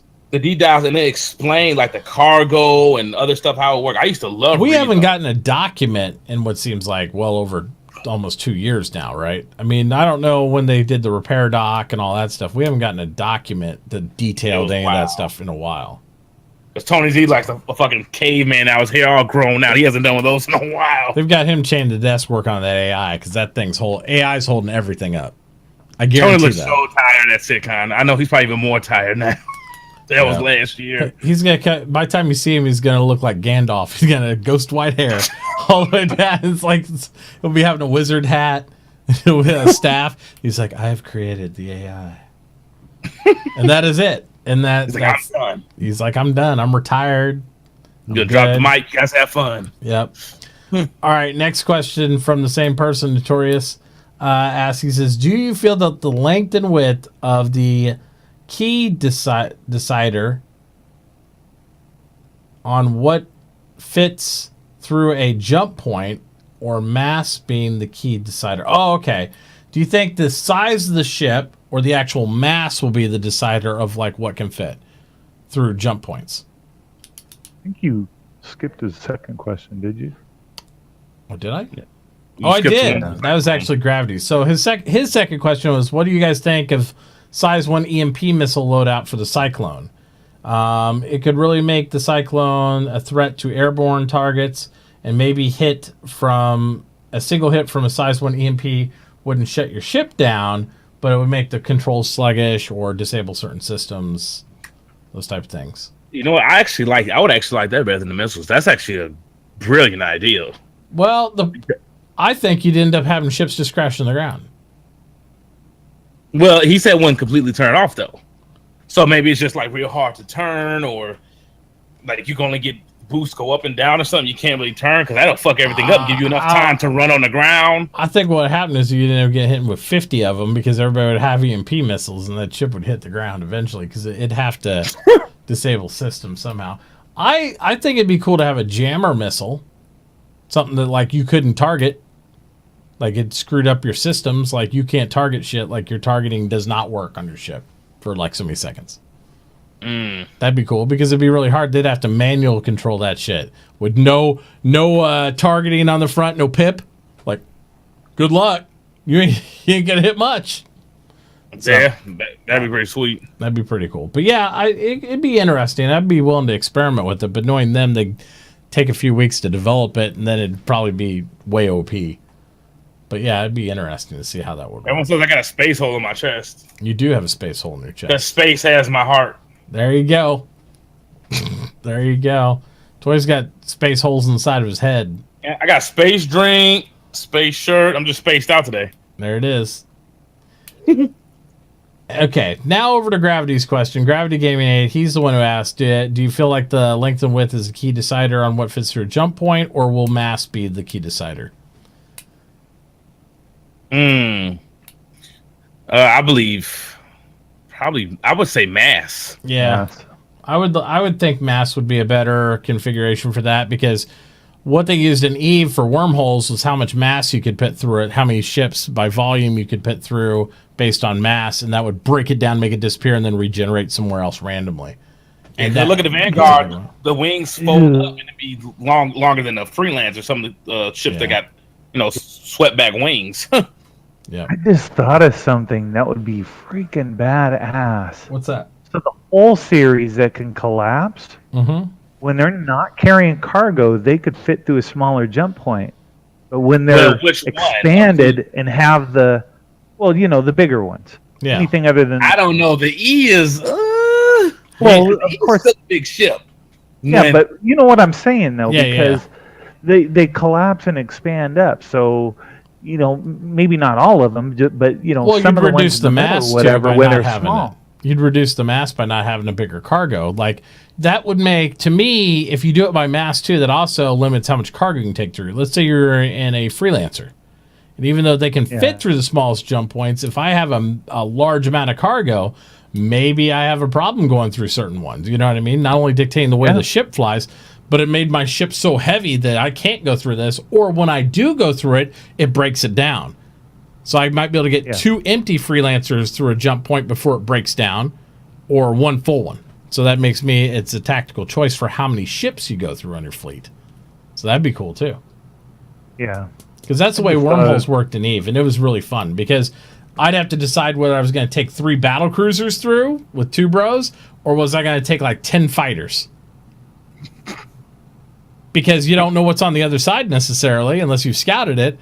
And after that, it disintegrates, and then you have to like rescan it out every time. So, you guys in chat, ridiculous. All right, Kamikaze's asks, he's like, would it be asking too much to have them make a fun hangar in the meantime so we could play with our crap? For example, shooting range with small arms and ship guns, obstacle course, ramps and jumps and hills to drive over, and invite your friends to play and test stuff, and it'd be gray boxed, or it can be all gray boxed or even super detailed, whichever, Well, we had that. Well, you don't. They had jumps and ramps. Because he wants the one that you can invite your friends to. Yeah, that was fun. I never got a chance to experience that because I didn't have my computer at the time, but they took steps back with that. Now, to be honest, I don't like the one hangar thing. I used to like the multiple hangars. Now it's just one hangar. I can understand though. It's probably like easier on the systems and shit like that. But yeah, but we've never had more people in them. You want to go invite your friends and do all that. So I mean, Miles brings a good point. It slows down the overall progress of the game when they start adding stuff like that in. It does. I know they'll get to that for no reason. Though. What's that? They took it out in the first place for no reason. That's true. The bigger hangars with the multiple rooms, but they're reshading it or some shit. You're talking about with the rooms? Okay, yeah, the multiple. I mean, I hope eventually we have that little test range like we see CIG use once in a while. I hope that gets in the game eventually because I love that, especially in like what was that one game we played that had the little test range in it? Crap, the name of that stupid game. But I love the little test range where you could try out different guns and stuff. Yeah, that's a perfect test place. Need that in. Yeah. I mean, even on our corp when they had the buggies and now they moved it in a relevant area that no one's even using them. Like it was actually fun to run around and run over each other and play bumper cars. Now they're just in this little cut off section area. We had to walk across our corp to go drive them, and no one does it now. Yeah, they just left it where it was at. Yep. Next question was from Notorious again. He says, "Is it me or does it seem like 3.0 is a ways off? 100% sodium-free question. It takes as long as it takes. It seems odd that CIG would retool ATV for 1 or 2 episodes, but it does make sense if they were going to do this new burn down segment format for 4 weeks or more." Oh, definitely. And they know. They definitely know. That's why they start the segment, because I think they know it's going to be about another month. Yeah, I think they're prepping for it in case it takes that long. I mean, we know right now, as of next week, if they don't have, and I don't expect them to, but if they don't have all like 50 or 60 out of almost 80 critical updates done, we're not going to be where we need to be with it. And let's be fair, even if they release it to Evocati in the next 2 weeks, they'd probably still do burn down, because what are they going to show otherwise? They're not going to do an ATV about what's happening when they're still testing it going forward. They're going to do burn down until that thing goes live, at least. And they're not focusing on anything else other than 3.0 right now. So they're not doing work on 3.1 stuff. They're not working on nothing but 3.0. I thought they said I thought they still said they work on some of that stuff from time to time. I don't think so. Not right now. Not during this last month. They have worked on it leading up to now, but now it's all hands on deck to get 3.0 out. I mean, it should have been. It's not that they haven't worked on mining already and stuff, because they have a lot of that done because they thought they were going to put it in, but it's just not done to go launch, and it's going to take so much more time to get it in. It's not worth it. So they want to get 3.0 out the door, then they can shift all these hands on 3.1. You know what I mean? Instead of having split teams and not delivering 3.0 still, that doesn't make any sense. Yeah, so. Val, yes, October, that'll probably be your best bet to bet on that month. Oh my God. To not disappoint yourself, October. I got myself for December, so I know I'm not going to be disappointed or salty at all. Release your expectations and just follow along the bouncing ball and just play some other games, and you'll be okay. You'll be fine. There's some people that don't play nothing but Star Citizen, and they're just waiting for it, like, dude. After we're done with this, we'll be watching some Dark and Light while we continue this giveaway. So you're gonna be prepared.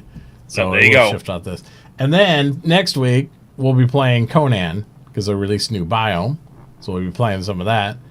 And then who the fuck knows? We'll be playing some more shit. So that's just the way it goes. You think they got a game tech demo for what, 3.1, or they're gonna show 3.0 again? Which one are you talking about? That's what I'm curious about. They ain't showing 3.0 again. I promise you that. If they show it, I'm sorry, it's going to be a fail. You can't, because they've been showing it for what, like 2 years now? 2-3 years? In a row? Yeah, when the very first People of the Planet came out, when was that? I think that was 2015. It was 2015 and 2015, I believe. It's been a little while. So from there till now. Like October or September? Not even now. We don't know when. From then until whenever. Because then you're going to have the trolls who watch Gamescom live stream. Wow, they're still talking about 3.0, and it just looks like CIG hasn't been doing shit for the past 2 or 3 years, which we know better, but to the public eye, someone who doesn't watch the game every week, they're going to say, what the fuck? Yeah. Which, that'd be bad. Yep. A lot of programming, a lot of bugs, a lot of stuff they got to work through. Well, yeah, they said CR said he's going to show what comes after 3.0. When did he say that? I'm curious. He said that? We'll see. We only got a few more. We only got about 2 weeks. He also said an update every couple months too at last year's Gamescom. So, well, yeah, he also, Chris. Well, he also said at last Gamescom 3.0 would be out in December, but Jesus Christ, was that off? A little bit. Overly optimistic, baby. That's why I tell people, whatever date CIG gives, times it by 4, you won't be disappointed no more. I'm telling you, be good. See. I learned that a long time ago. Times their date by 4. We'll see. Just haven't brought it out yet. We'll see. So next question is, CIG had mentioned saving nav locations to the mobiGlas. Do you think we will be able to share nav locations via mobiGlas? I don't think in the first iteration. Not the first iteration, but eventually. I would love that to be in there now. If they do have it, I'd be very happy. You're not going to be able to share nav locations via mobiGlas, and I'll tell you why. Because they got the beacon system. They want you to use beacons to go from A to B so that way other people can discover and find out where you are. You're not going to be able to share nav locations. I'm not going to be able to go, Toy, come to here. Because they want us to have to use other mechanics so that way that information's out there. They also want us to data share stuff. So I'm not going to be able to do a map and then show Toy my map when he's somewhere else, only if he's physically with me, right? Because they want us to have to send the data physically places because the way it has to travel through space. So they want you to trade stuff. That gives purpose to the whole Herald. It gives purpose to all the different communication stuff. It gives purpose to the nav beacons that they want down. What if that's for random players though? Maybe what if it's for like only people who are your friends who could see? You could send mobiGlas or like a cell phone. I can't use a random phone number and text that. I only have contacts of my friends. Well, the whole thing they want to say is there's no like tower communications is as fast as like, for some of these larger data packets. I just don't think you're going to be able to share that. Now, I think you are going to be able to squad up and then warp to friend at certain ranges, but depending on the range, I think it's going to be the more dictating part of that. Like if we're in the same system, I think Toy will be able to jump to me. If I'm 2 systems over, I don't think I'm going to be able to say I'm right here on this planet and just send him that bookmark and be done, because that defeats the entire purpose of all the other systems they're designing. Well, yeah, I guess it depends on how far. If you're like, that actually makes sense. And nav beacons, they already said you can set them different ways, and then people could hack them to use them for their own purposes. If you were setting them out for randoms, then why would they ever need to be hacked? Because they'd just be open. I think they want those beacons to make you have to jump to them. If you want to jump to that certain point, you got to eject a beacon there, and that makes the other person have to go to that specific point. I just feel like that's what it is. They talked about beacons having their different sized beacons too, and them having like a life cycle and being able to be used on the ground. Yeah, what worries me though is they talk about selling information or whatever. So you place a beacon down, you only have a certain amount of time to get that information up for sale and sold before the beacon goes out of service. Yep. So, I don't know. Yeah, like Bob said right there, to your point, you'd have to be able to sell locations for that. And that's the thing. There has to be a way with those things to designate beacons or do different things, and also for other people to hack them and find it out. So, we need another 10 for the chairman. There's so many good questions to ask now. Yeah. Because it's been months since we had one. Yeah, and larger beacons are supposed to last longer, be detectable from farther ranges, and smaller beacons are supposed to have a more limited type fray and all that stuff. But they want to make it so other people can discover where you are and also still have the ability to share information with your friends. So I think there's just multiple ways. I think if I'm on a planet and I have the proper means, I can either scan the planet, send a data packet to a Herald, and have it jump 4 systems over and give that physically to Toy in order to keep it like stealth mode. But if I just want him to come there, then I got to eject a beacon and he can warp and lock on that beacon. But then I bear the risk of everybody knowing where I am, right? Otherwise, if I have to send the data to him, it's going to take a while, whether I do it via Herald or comm system or whatever. And if I send it to him, if I need immediate help, that beacon's a better option because it just puts up the boop, here I am. So I think that's I wonder about that too, because they talked about comms not being instant. So how are they going to do that? They're going to put a huge delay on me sending you a message that way. So in-game through your Mobi Glass, say I'm in one system and you're in another, I won't just pop up my Mobi Glass and immediately speak with you. You will speak with me, but I can't send data or information or bookmarks real time. I don't think you'll be able to do that. So it's like, I'll be like, hey man, we're in trouble here. I'm sending the information now, just like they talked with the guy at the table, right? Whenever you're doing the mission thing, I'll say it, but you're right there in proximity, so you get it right then. But if I'm all the way over there, I got to wait for that shit to blip up if I'm like a system or a jump or two over. Yeah, but even within systems, you're going to know generally what's there, especially on, heavily, decently populated ones. You could just say, I'm around Hurston, come help me. Well, you could, but if you're out in the middle of Yella, right? I'm at Yella. Good luck. I mean, you aren't going to find him like on that little tiny planet without like doing a massive amount of scanning. Then you're going to have tons of targets come up, so it's like, it's one of two choices. Like either put the beacon down and say, all right, our beacon's down. It's 00-121, or I labeled it, hey, douche, I'm here, or whatever it is.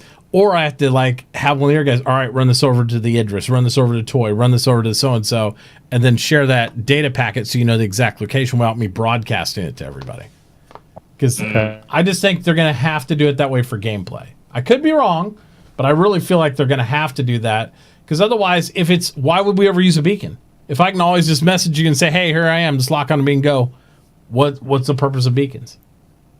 That's what I'm wondering. Yeah, I don't think there will be one. The schedule's not the schedule report's not updated yet. That, and I didn't get an email for the newsletter this week.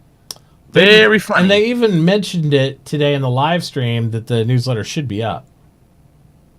Yeah. Has anyone received it? Maybe I just didn't receive it. Let me check. I haven't looked. They said they were going to send it in waves, so. Yeah, it's being sent in waves. God damn it. Even the emails are sent in waves now? What the fuck? Yep. That's the way they do it. Damn. Yeah, that's strange. It's the latest the report has ever came out. Let's see. This is from Guns and Glue. What Mobi Glass design or feature / add-on would you like? What would you like to see as a feature, add-on, or design on a Mobi Glass? Spotify and Netflix. Okay. I would like to see like event ads, like, hey, there's a race going on in this system. Yeah. Type of stuff. Like a billboard you could go to and it'll just tell you about events in an area. That'd be pretty cool. Yeah, and you could put on there which ones you want to be notified about. Yeah, you can filter it down. If there's a Hutball one. Yeah, that'd be awesome. Be notified about Hutball events. I know I'll be in this system this time, what's happening. That'd be cool. And they could post events too. That'd be pretty neat. Nintendo used to have this thing called like Street Pass where it would send different like messages or something, or friend requests. They have like a almost like a business card type thing. Yeah. And they have your information and stuff on there. Like, I think it would be cool if you walk past, you could see different characters or players you went past, what they do and what org they're in, kind of, if you want that option. It doesn't have to be like spam. Or if you want to share contact information, you just come in proximity and hit send. It's just boop, boop, go across. Just like cell phones today. Like, hey, guys. There you go. Citizen Shenanigans asks, he said, if we can share nav locations. Yeah, he said the same thing. If we can share nav locations, why would anyone use beacons? Great question. And that's the answer. He also asked, will you jump your Cyclone off a ramp into the side door of your Cutlass to see if it fits? Oh, definitely. No, but I'll try to blow up the Cutlass by jumping it into the side of the Cutlass. I want to try to make a ramp on each side and try to drive my Rover through it. Just right through Cyclone, like, boom. It won't do it. Go through it. It'll be too wide. But believe. But the feathers will break off. I would do it with the Caterpillar. Ooh, that caddy. Open up both sides of that and see if you can jump through and just do it. Ramp jump. I'm going to do a lot of stuff with rovers. This is going to be a good time. You probably hit the catwalk all the time, but it'd still be fun to try. Unless it breaks off, which it should if a big-ass cyclone's going through it. Or a big-ass cyclone breaks off in the middle of your ship and blows up the caterpillar. That should be an option since those caterpillar modules are supposed to be modular. They should have one without the catwalk. Yeah, whatever I wanted. That's the way it should be. Yeah.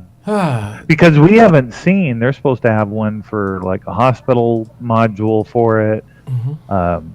3 or 4 different modules that I've heard of various types. Extra cargo, or not cargo, for people.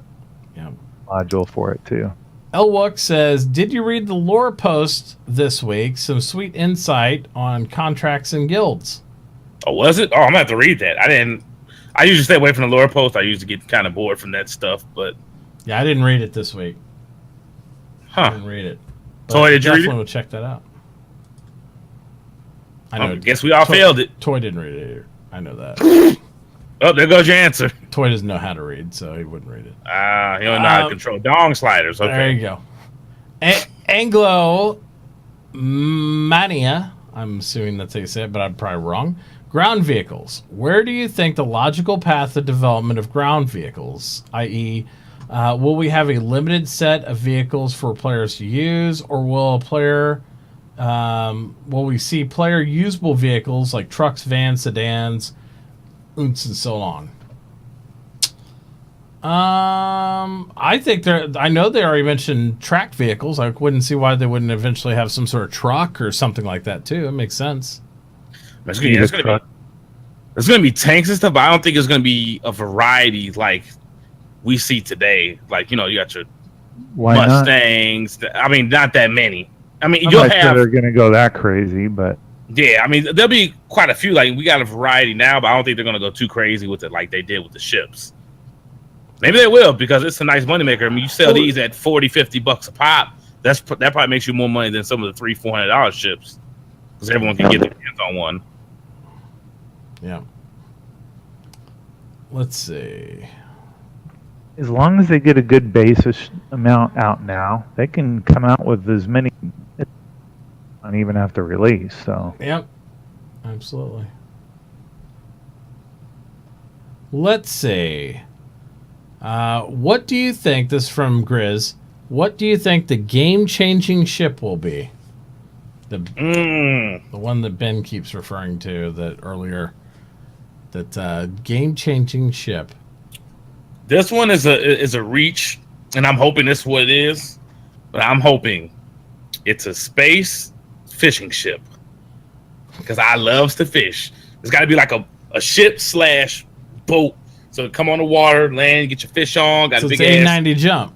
Crane, kind of like 890 jump, only fisherman style. It's a bass tracker 890 jump. And kind of mixed in with some submarine because you got to explore the water. The water is going to be like space too, so you got to go in there and find some of the good treasures and broken ships. I just don't think a submarine. I think it'd be beautiful. I think submarine would be neat, but I don't consider a submarine game changing. I'm still of the mind. I don't know. I still think it's an interdictor.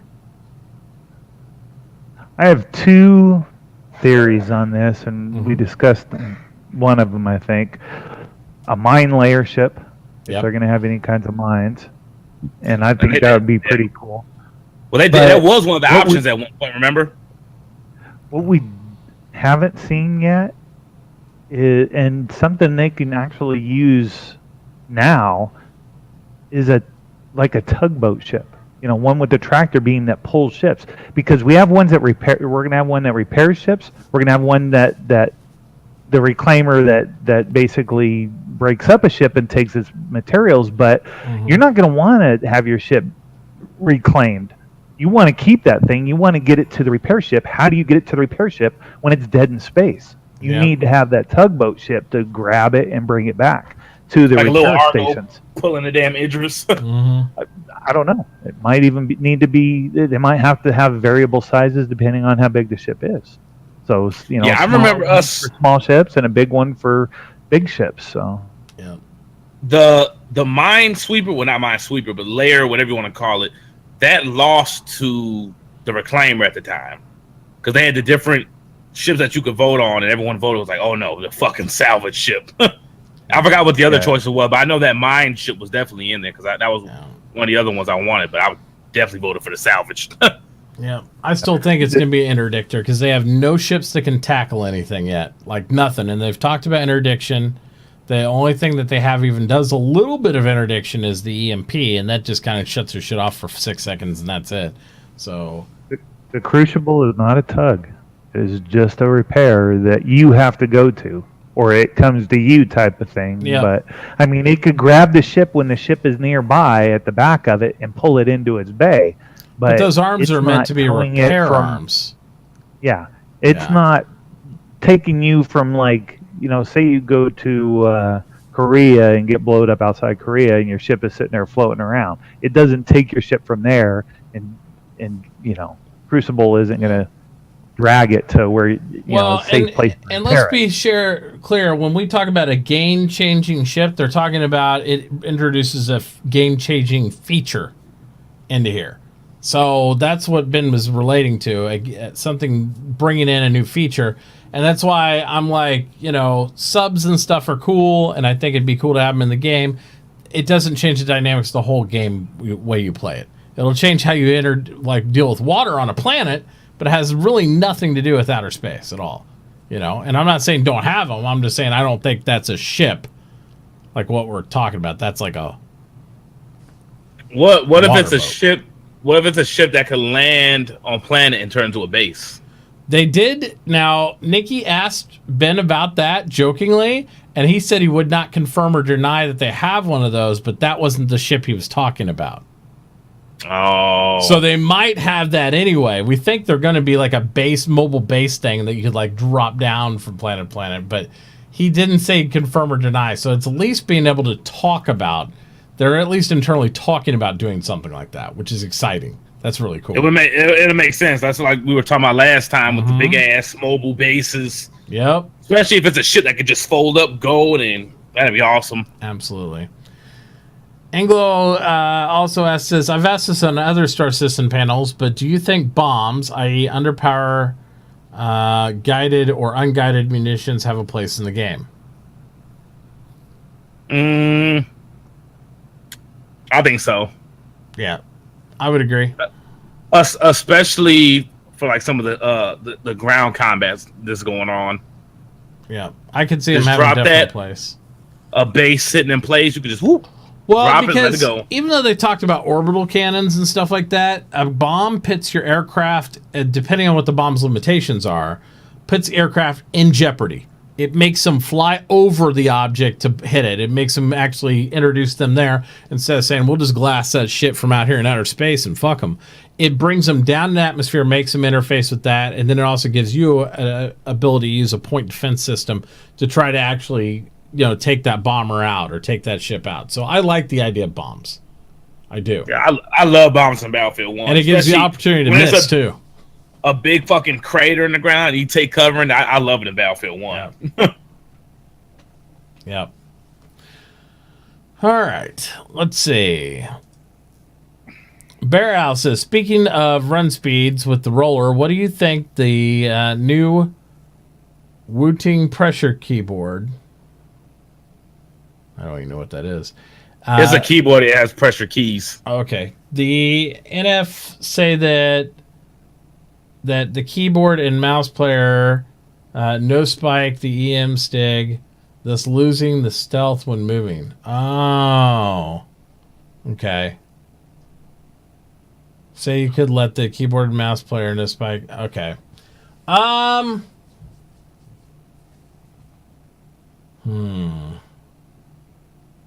So wait, what's going on? Basically, okay, so this is what he's saying. Yeah. So you know how you're going to change run speeds with the mouse roller? Uh-huh. I guess there's a new keyboard out that, depending on how well you push the key down, how hard you push the key down, how fast you move. Basically do the same thing. Yeah. It's a pressure key on a keyboard. So say if you just barely tap the key, you're doing your walk. But if you push the key down all the way, you do your run. Yeah. Oh. So it could let you. Basically, you could not get caught with. It's like using a gamepad. right? Because you can push the stick all the way like or throttle it or back or whatever. So you get more. It's your W key on a wheel, basically. Oh, well, yeah. I mean, if other controllers have it, I don't see what's the problem with this keyboard. Yeah, and that's fine, but I mean, it's not something that everybody's going to use, right? So, I mean, you could map it to do that. I don't see why you couldn't map it to be like your mouse wheel anyway. Like how much pressure in that. It's just where the macro would work for like, okay, fully depressed is this, or 2/4 depressed is this. If they have those type of things where you can macro it in that sense to identify the pressure and react inside there like that, that'd be fine. But I think a lot of the EM stuff and all that is really going to be more of a gauge issue, like how far you turn down your pressure. Because it's like, I know some of you might fly differently, but I don't throttle based on me constantly pushing up to something. When you throttle, you depress a key to move your throttle to a point and leave it there. If you have a joystick, you move your throttle to the point you want to go and you leave it there. You don't like pressure sensitive hold it at 3/4 with anything. And that to me would be really awkward to do. Maybe not for everybody, but for me it would.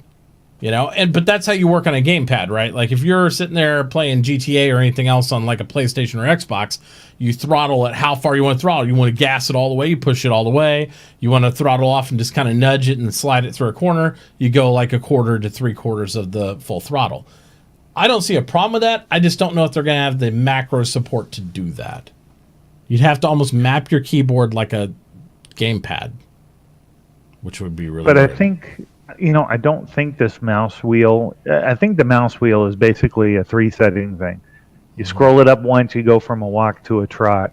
Scroll it up again, you go from a trot to a run. And you're stuck in that run until you roll it down. And I honestly would rather just have a key I cycled through the walk, run. And all that I'm stuff. with you on that, too. That's me. I'm feeling the mouse wheel thing.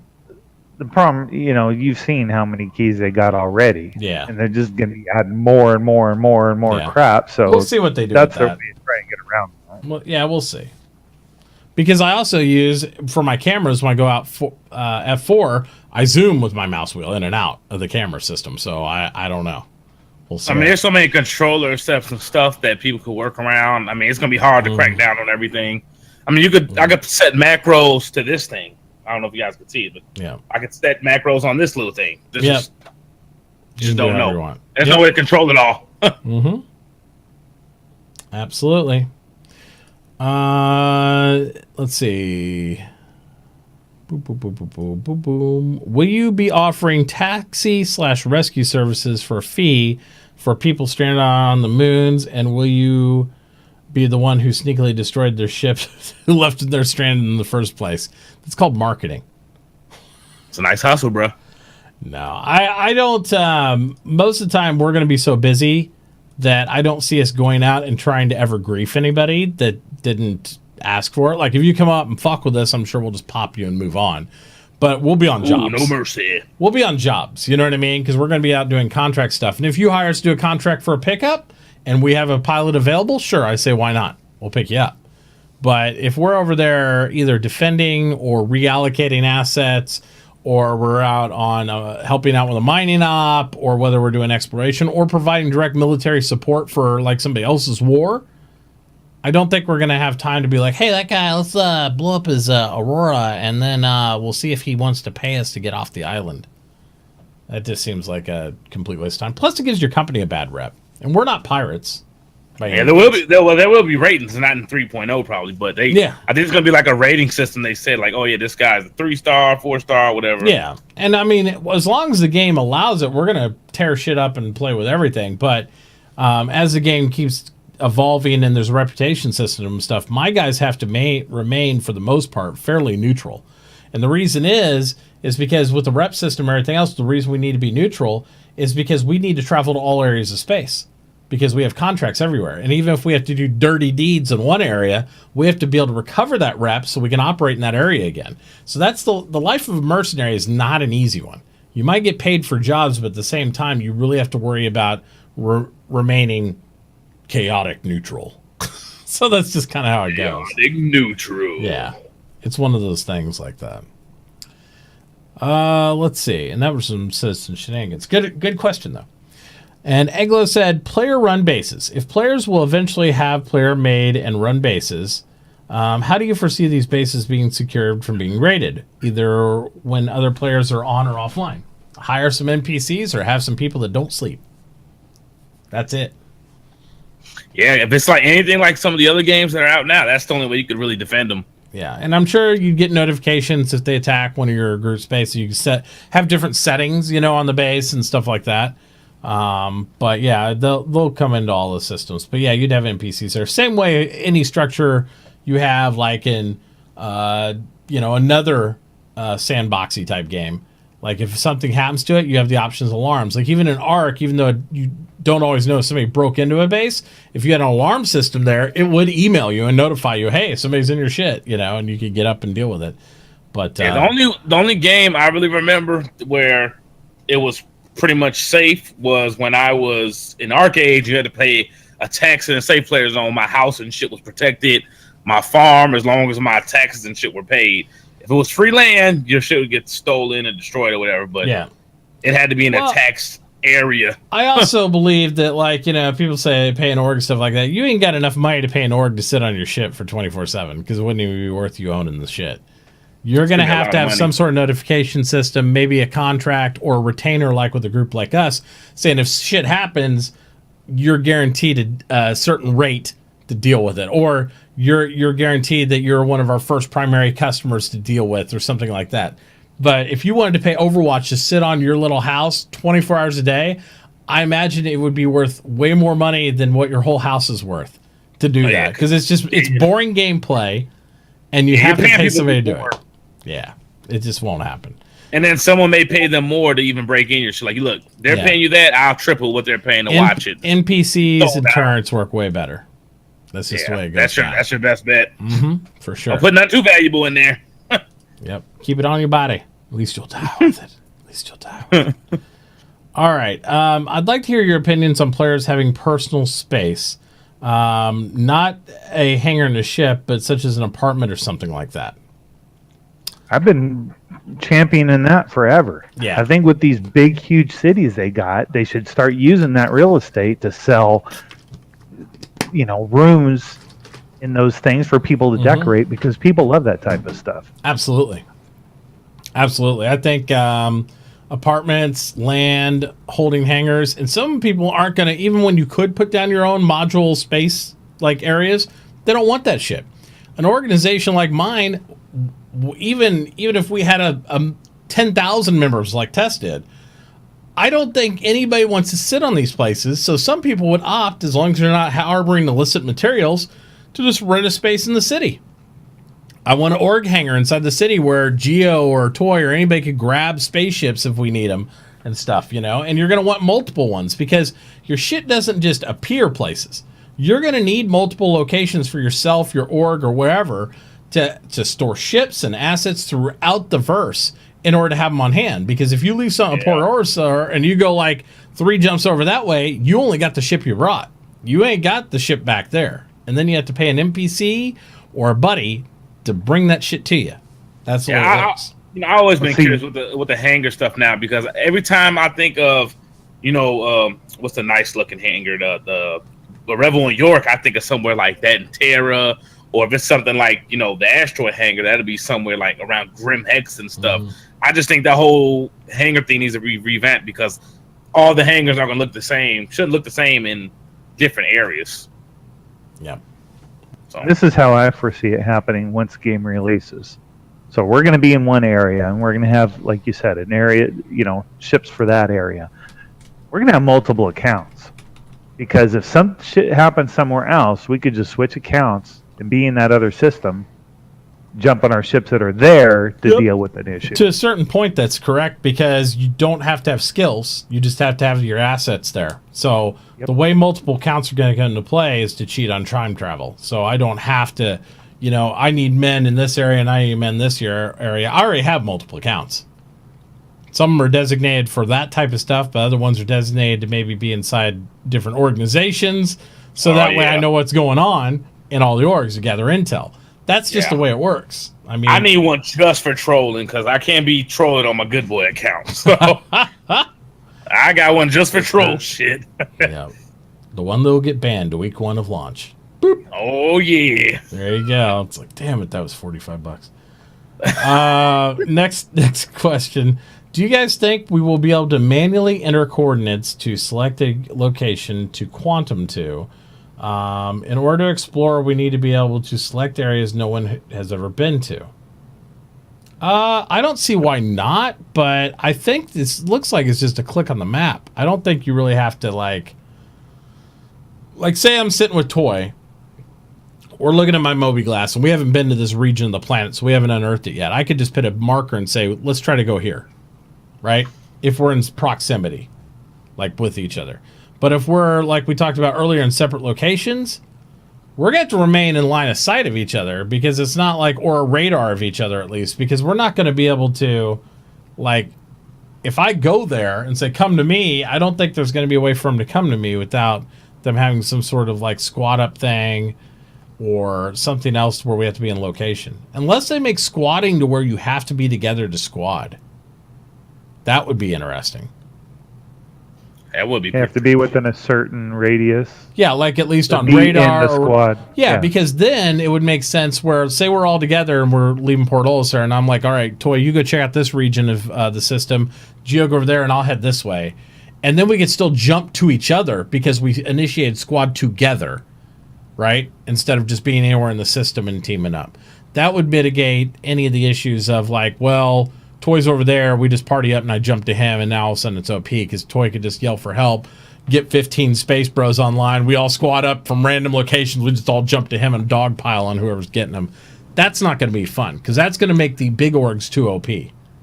Did that feature ever come in? What was it for 2.6 where people could lock onto each other and then Nope.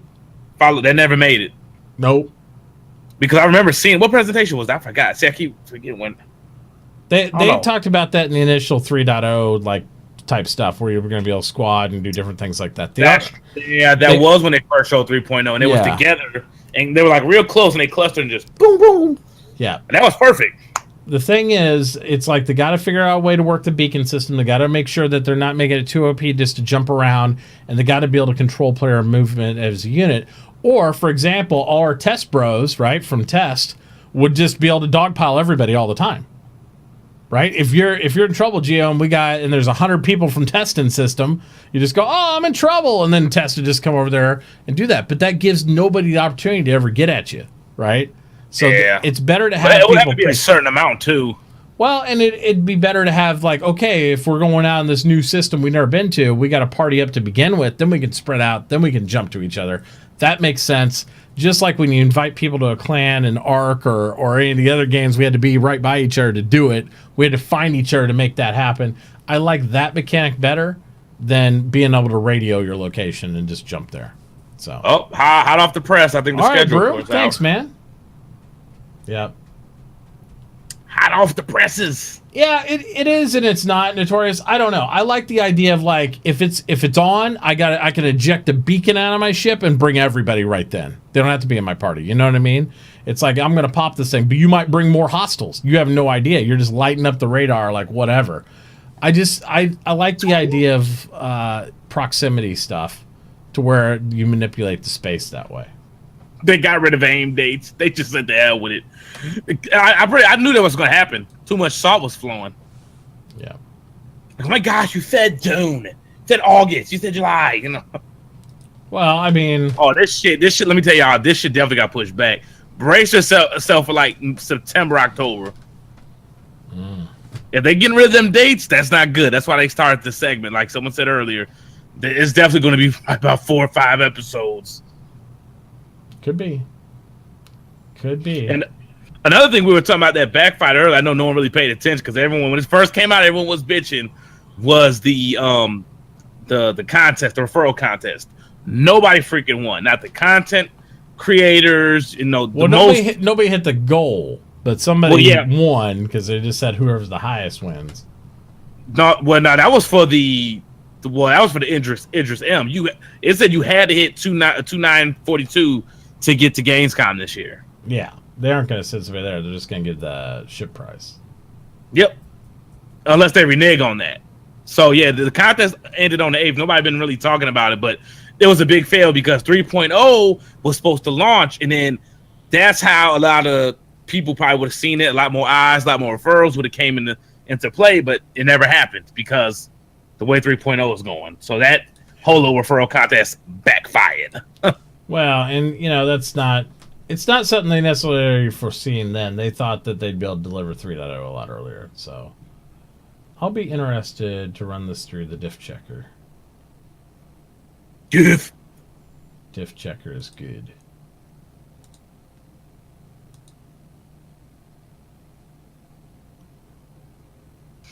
You know what? I don't think I got my pink dragonfly either. How many did I get? I wish they would extend it or just give everyone a pink dragonfly. That'd be nice. Whoever got a referral. Did I save the diff checker? Ow, last time. Let me see. How many? I don't even know how many I even got. I think I got close to 10. I know I got the freaking t-shirt.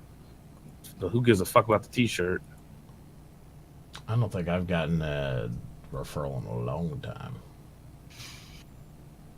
Yeah, that whole system, I knew that was going to fucking backfire when I seen it. That's why everyone was like, oh, it's only made for the... I don't think it's a bad system. I think they just maybe could have structured a little better.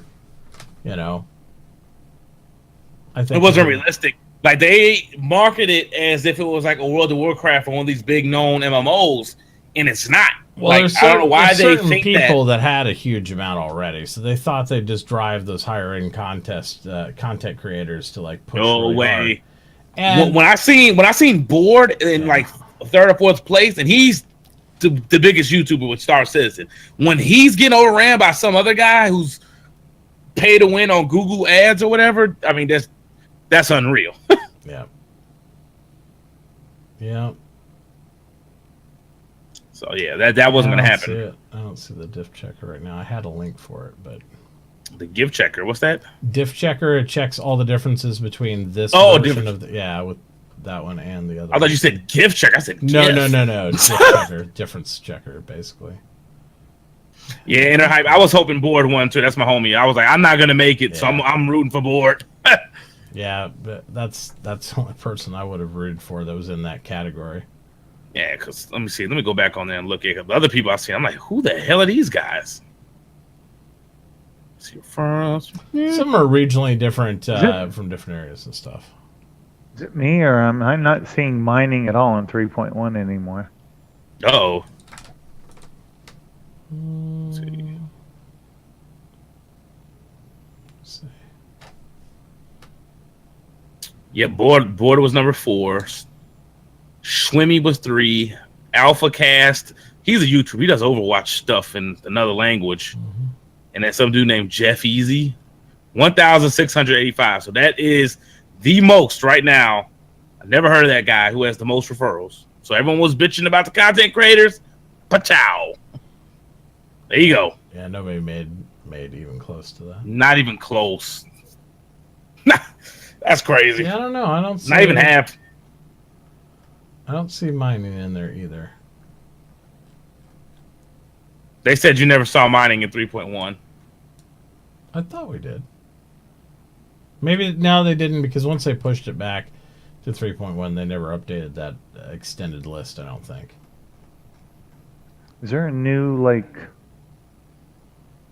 thing for when it's supposed to go to Evocati? I didn't see that.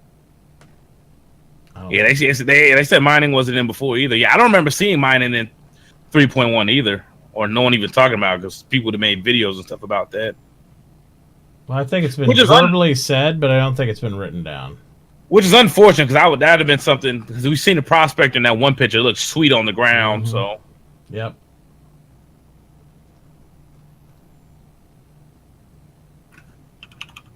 Render to textures, code complete, bug fixing. AI turrets, continuing to work on AI turrets that aren't done yet.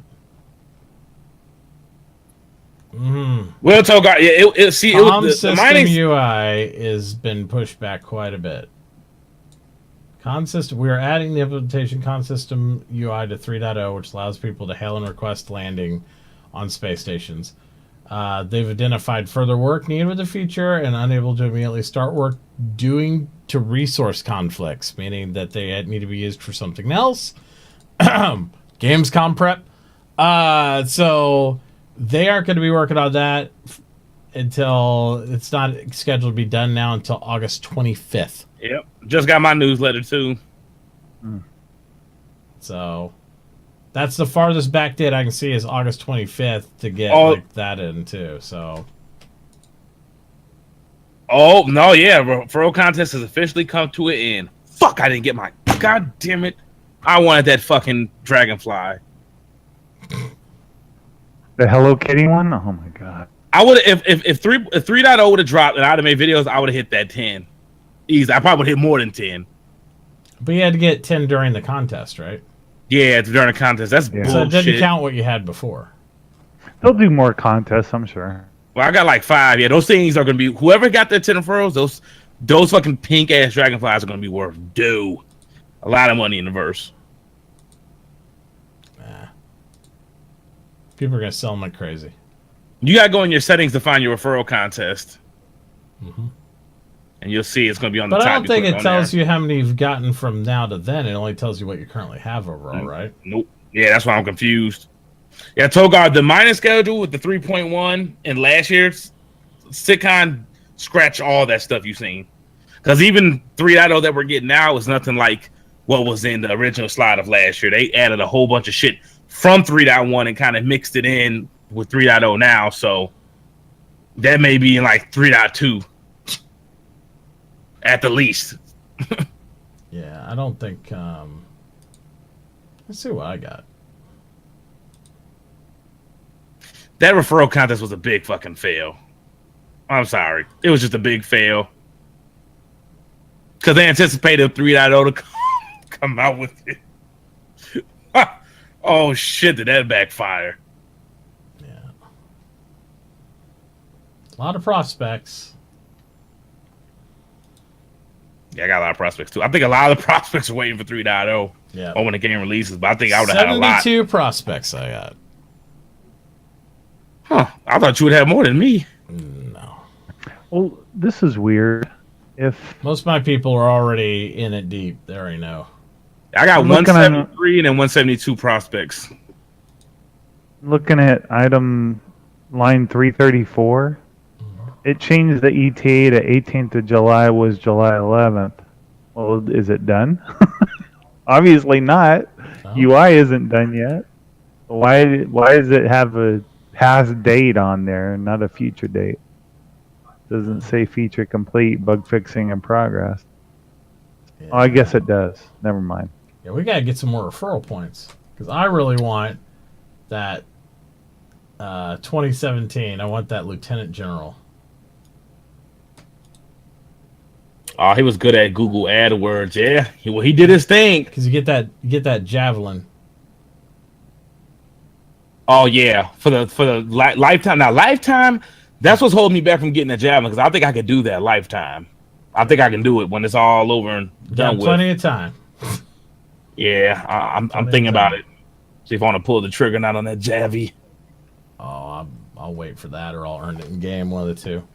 One of the two. Speaking of which, if you're out there and you'd like to use my referral code, it is available to everybody. Vaporware. So, just in case. Just type in !refer. All right, let's complete these questions. Move on. Sorry, I got distracted with all the newsletter and stuff drop. Let's see. Notorious says, do you think we will be able to... Oh, we already did that. Select a manual location. Hold on. Next one is Kamikaze. What if they put the old Earth history feature where your ship where you're on your ship doing a long quantum jump, you go to your console and you watch old Earth feeds. It would be current TV / Trip Prime shows. So you could watch like old Earth shows. That'd be cool. That'd be pretty dope. Like the live streams now you can watch on YouTube. Yeah, or just the like old TV shows, like the old play stuff. You can just rewatch it while you're flying around. But they'd be current ones for us, but there'd be old ones since it's 2942 or whatever the hell year it is. Do you think, next one's Echo 3 Bravo says, do you think that we have, what is it, Cartesian coordinates while planets while on planets, or do you think the planetary rotation will be accurate enough to do it ourselves? Cartesian sounds like a dish. I have no idea what the fuck that is. It's a type of coordinate system. Well, when you say, he's like, God. Cartesian, give me a pasta with some Cartesian, please. Gotta go to, go get it. I'm not that smart. I don't know what that means. Not that smart, get it. But I believe that it's going to be accurate enough to know your pinpoint of your location, or else the entire item container system wouldn't work. They have to map that shit on the fly moving, or they wouldn't be able to work. So I think it'll be fine. It is true. Yep. Evil Ewok says, so will there not be fleets like in EVE Online? So when you enter a system, you can just warp to someone in fleet with so many kilometers to avoid beacons and make more sense since you're in fleets. Doesn't make sense when you need to a beacon to warp to your buddy. So the problem is they want to make everything you have to use something to get there, I think. Because what's the point of beacons if everybody's in a fleet? Why do you need a beacon system? And if you want to use a beacon just to tell everybody where something is, they've already said beacons are hackable. And I'm like, if they're hackable, then why would you need to hack them, right? So, yeah, I think you're going to have beacons and stuff. I don't think they're going to do it. Interesting. Why would you hack a beacon? I mean, unless you need somebody. Unless to turn it off, or to turn one on, or change the data of it, or make it public, or make it private for your guys or something. I don't know. But I'm assuming beacons are going to have to play a pivotal role. Because they're building too many systems around beacons for them to just be like, oh shit, I can just warp to toy. It doesn't make sense to me that they'd have the beacons and stuff. But we don't know yet for sure. They cut those beacons on, trap a search and rescue team, and steal their ship if you're a pirate. That's why you would hack it. It's one of the reasons. Proxus when we need some questions answered. Yeah. It's probably lurking. Maybe. Never know. Let's see. The mission system's going to be put complete the 29th. I'm telling you guys, brace your tits. I'm telling you. Yeah. October the earliest. I'm calling it now. Yeah. Let me see what Echo's got here with that Gamescom details. Yes, they sure shit did show the old Cutlass, didn't they? Well, because the new one won't be out by then. I mean, what are they going to do? Show the ship that's not there? If they're advertising what you can fly right now? I guess they will, but I don't know. Late September. Maybe. Look, guys, I'm not a naysayer. I'm just saying. I'm used to the schedule abuse and CIG timing. So do you think we'll have a bunch of Star Citizen streamers secretly flown out there again? No, absolutely. I don't think so. I think they'll have some of the same Star Citizen streamers flown out there. I think no one's DJ Knight. No one's been streaming it. Really, they didn't tell you last time. They couldn't tell you before, so we'll see. We'll see. I don't think so. We'll know by probably next week. Because if they were gonna go, they'll say something like, "Oh yeah, they're there," and market it like that. Yep, Blurb says streamers will be there. So yeah. Who's Blurb? He says there's a blurb in the Gamescom Oh. article that says the streamers will be there. Yeah. Won't be this guy. And what the fuck are they going to be showing? If they show them streaming 2.6.3, oh my god, what a fail! Well, we'll see. Oh my gosh! Like We'll they have to have something local for them to play the 3.0 stuff, showing that off. Yeah. Like that'd be cool. Let the streamers firsthand see it and play it up there. I think Geo might have took your Salt Shaker award away from your toy. I think Geo's like gonna have there you go. It's like I think Geo's like gonna get the Salt Shaker.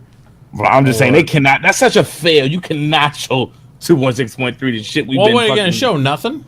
bored to death playing. Like, don't even bring the streamers. I wouldn't even bring the streamers out if that's what I'm going to show. But Gio, you gotta look at it this way. This isn't CitizenCon. This is GamesCon. And yes, there's a lot of people that already know about Star Citizen, but there's a lot of gamers who do not know about Star Citizen, and they're showing them what's out right now, and they'll show glimpses of what's coming. So I don't know, man. They're market. Yeah. This is for marketing, not for us hardcore loyalists. Yeah, Miss Blacklisted. I think that ship sailed a long time ago, but I still love the game. It's because Mitt's Illuminati, that's why. Yeah. And I have awesome guests like Gio on that just like I'm the best. He helps you out. I make your chances better. Yeah, if you want to get in tight with CIG, have Gio on your show. It'll raise your odds by at least. There you go. How would you improve the Aurora? I'd throw it in a bonfire. Yeah, I would erase it from ever being created. Go, get in this, hop in this motherfucker right here and make sure it never gets created. But you need ugly ships in the game. You need different styles and stuff. You do, but personally, I don't like it. It never fit the game to me. I don't know. You look at all the other ships, you look at that, it just does not fit. Yeah. It fits perfectly. This ship is a perfect starter ship because you know what it is? You know what a cargo container is, right? Yep. It's a freaking cargo container ship. With the rocket on the back of it. Yep. That's it. Yep. And that's all it's supposed to be. It's supposed to be super basic. Hauling a little bit of cargo back and forth. And it's the type of ship that makes you want to get to the next one, which is important. Because you don't want to sit there and hang on to it forever. Simply you might roar alone. Hey, I'm sorry, man. It's a space cockroach. I've been having this argument all the time with people because you need variety. You want it to look like a different variety. You want everybody an Avenger or whatever, and everybody in the same. You're not going to be taking every single one of these ships out in the middle of the deep space. You need fodder ships that yes, you need to hover around these safe planets. Aurora Lives Matter. I like it. Yeah. Well, it's just RSI has a little. I don't think they have their look yet. Because you look at that Aurora, the Constellation, and the Orion. You just look at them like they don't have anything in common. It's like you look at other manufacturers; they have that look, but with RSI, it's like it's kind of all over the place. Yep, that's their look, all over the place. Who's her Hurricane? I mean, the Hurricane made by. That's made by. I thought that was Anvil. Okay, that is Anvil. You're right. Yeah. You're right. That is Anvil. Mm-hmm. Yeah, but RSI ships, they're just all over. Zudoxis, the final question asks, do you think Uncharted/unguided jumps should be allowed? Either in system or in universe. Uncharted. Like the quantum jumps where you just jump and then you manually decide when to stop the quantum? I think that should be allowed. Well, yeah. I think it's risky as hell. Are you talking about like the ones you have to go through the, from one system to the other? You can't. No, because you have to go through a jump portal because you'd run out of gas before you'd ever achieve the other system. Yeah, but all the other ones you should be able to go, pick a direction. I think you will always, and I hope you'll always until you run out of gas. Yeah, you can drive anywhere you want to go. I want to be able to just jump that way and just go there and do whatever. But yeah, because you'll probably find some of the best stuff doing that way if you're an explorer. I think you have to, though. I think it has to stop at a point. I think the jump has to have a length, where it's like it randomly stops, but it's going to stop around somewhere around this area. Because you couldn't just. I don't think quantum works to where it's like, all right, shut the motor off. Now I think it's more of a choose the distance, or you run out of gas and then it'll stop. That's right. Run out of gas. Yeah, and that's where the random interdiction stuff is going to come in too. So you do say you just pick I wanted to go that way. Mm-hmm. You take off quantum, and after a certain amount of time or whatever, the engine goes, okay, well, it's time to have some pirates interdict you, or this pops up, or as you're going through an area, a comms call comes up with a distress beacon that leads you on a quest. I mean, all that stuff is going to jump in to interfere with your quantum travel to make you want to stop and do stuff. and I think that should definitely be in there. Absolutely. All right. Well, Gio, while you decide which question you like the best out of these, you look through that and think about that. I think I'm gonna do it fair. I'm gonna just do this in point. Oh shit! And then Toy. So what do you got going on this weekend, buddy? What are you doing? What's going on with you and your channel? Not much this weekend. I was going to work on stream stuff this weekend, trying to up my production value a little bit. Aren't we all always trying to do that? So, always trying to sprinkle some love on that stuff. I've been doing all this work on this website for a client, and now that it's finally slowed down a little bit, now I can get back to doing stuff for me. So. And we're going to have some more announcements coming up soon about, the SpaceBros and TwitchCon and all that other stuff. So we got some more things. We're going to finish knocking out the bar that we got on my channel, and then me and Toy got some plans for some other stuff we've mentioned in some streams, and then we'll have some other announcements forthcoming that are going to be pretty exciting. So we're super excited about that. And Gio, when are you going to be streaming again, man? When are you going to do that? Let me see. I'll probably start streaming in probably about 2 weeks. Right now I'm doing I'm getting ready for flight school, so it's going to take up some time. So I got to find a pretty even schedule to stream. I just don't want to stream just to stream. I actually want to have a schedule. Yeah. Because just being all over the place doesn't work. IRL flight school streaming. Oh, that'd be sweet. But then it'd be too loud with the propellers. So just be silent, but you'd be flying in a freaking plane. Be cool. Everyone's just gonna be chatting to me. Then I can't read the chat because I'm flying a plane. Yeah. My flight instructor is gonna this guy can't fly because he's reading and trying to fly. Yeah. Have him. It's just lean over to him and say, "Hold this." Hold it, man. Take the stick. I gotta reply. Yeah, hang on. There you go. I think I found our winner. I randomly selected. All right, what we got?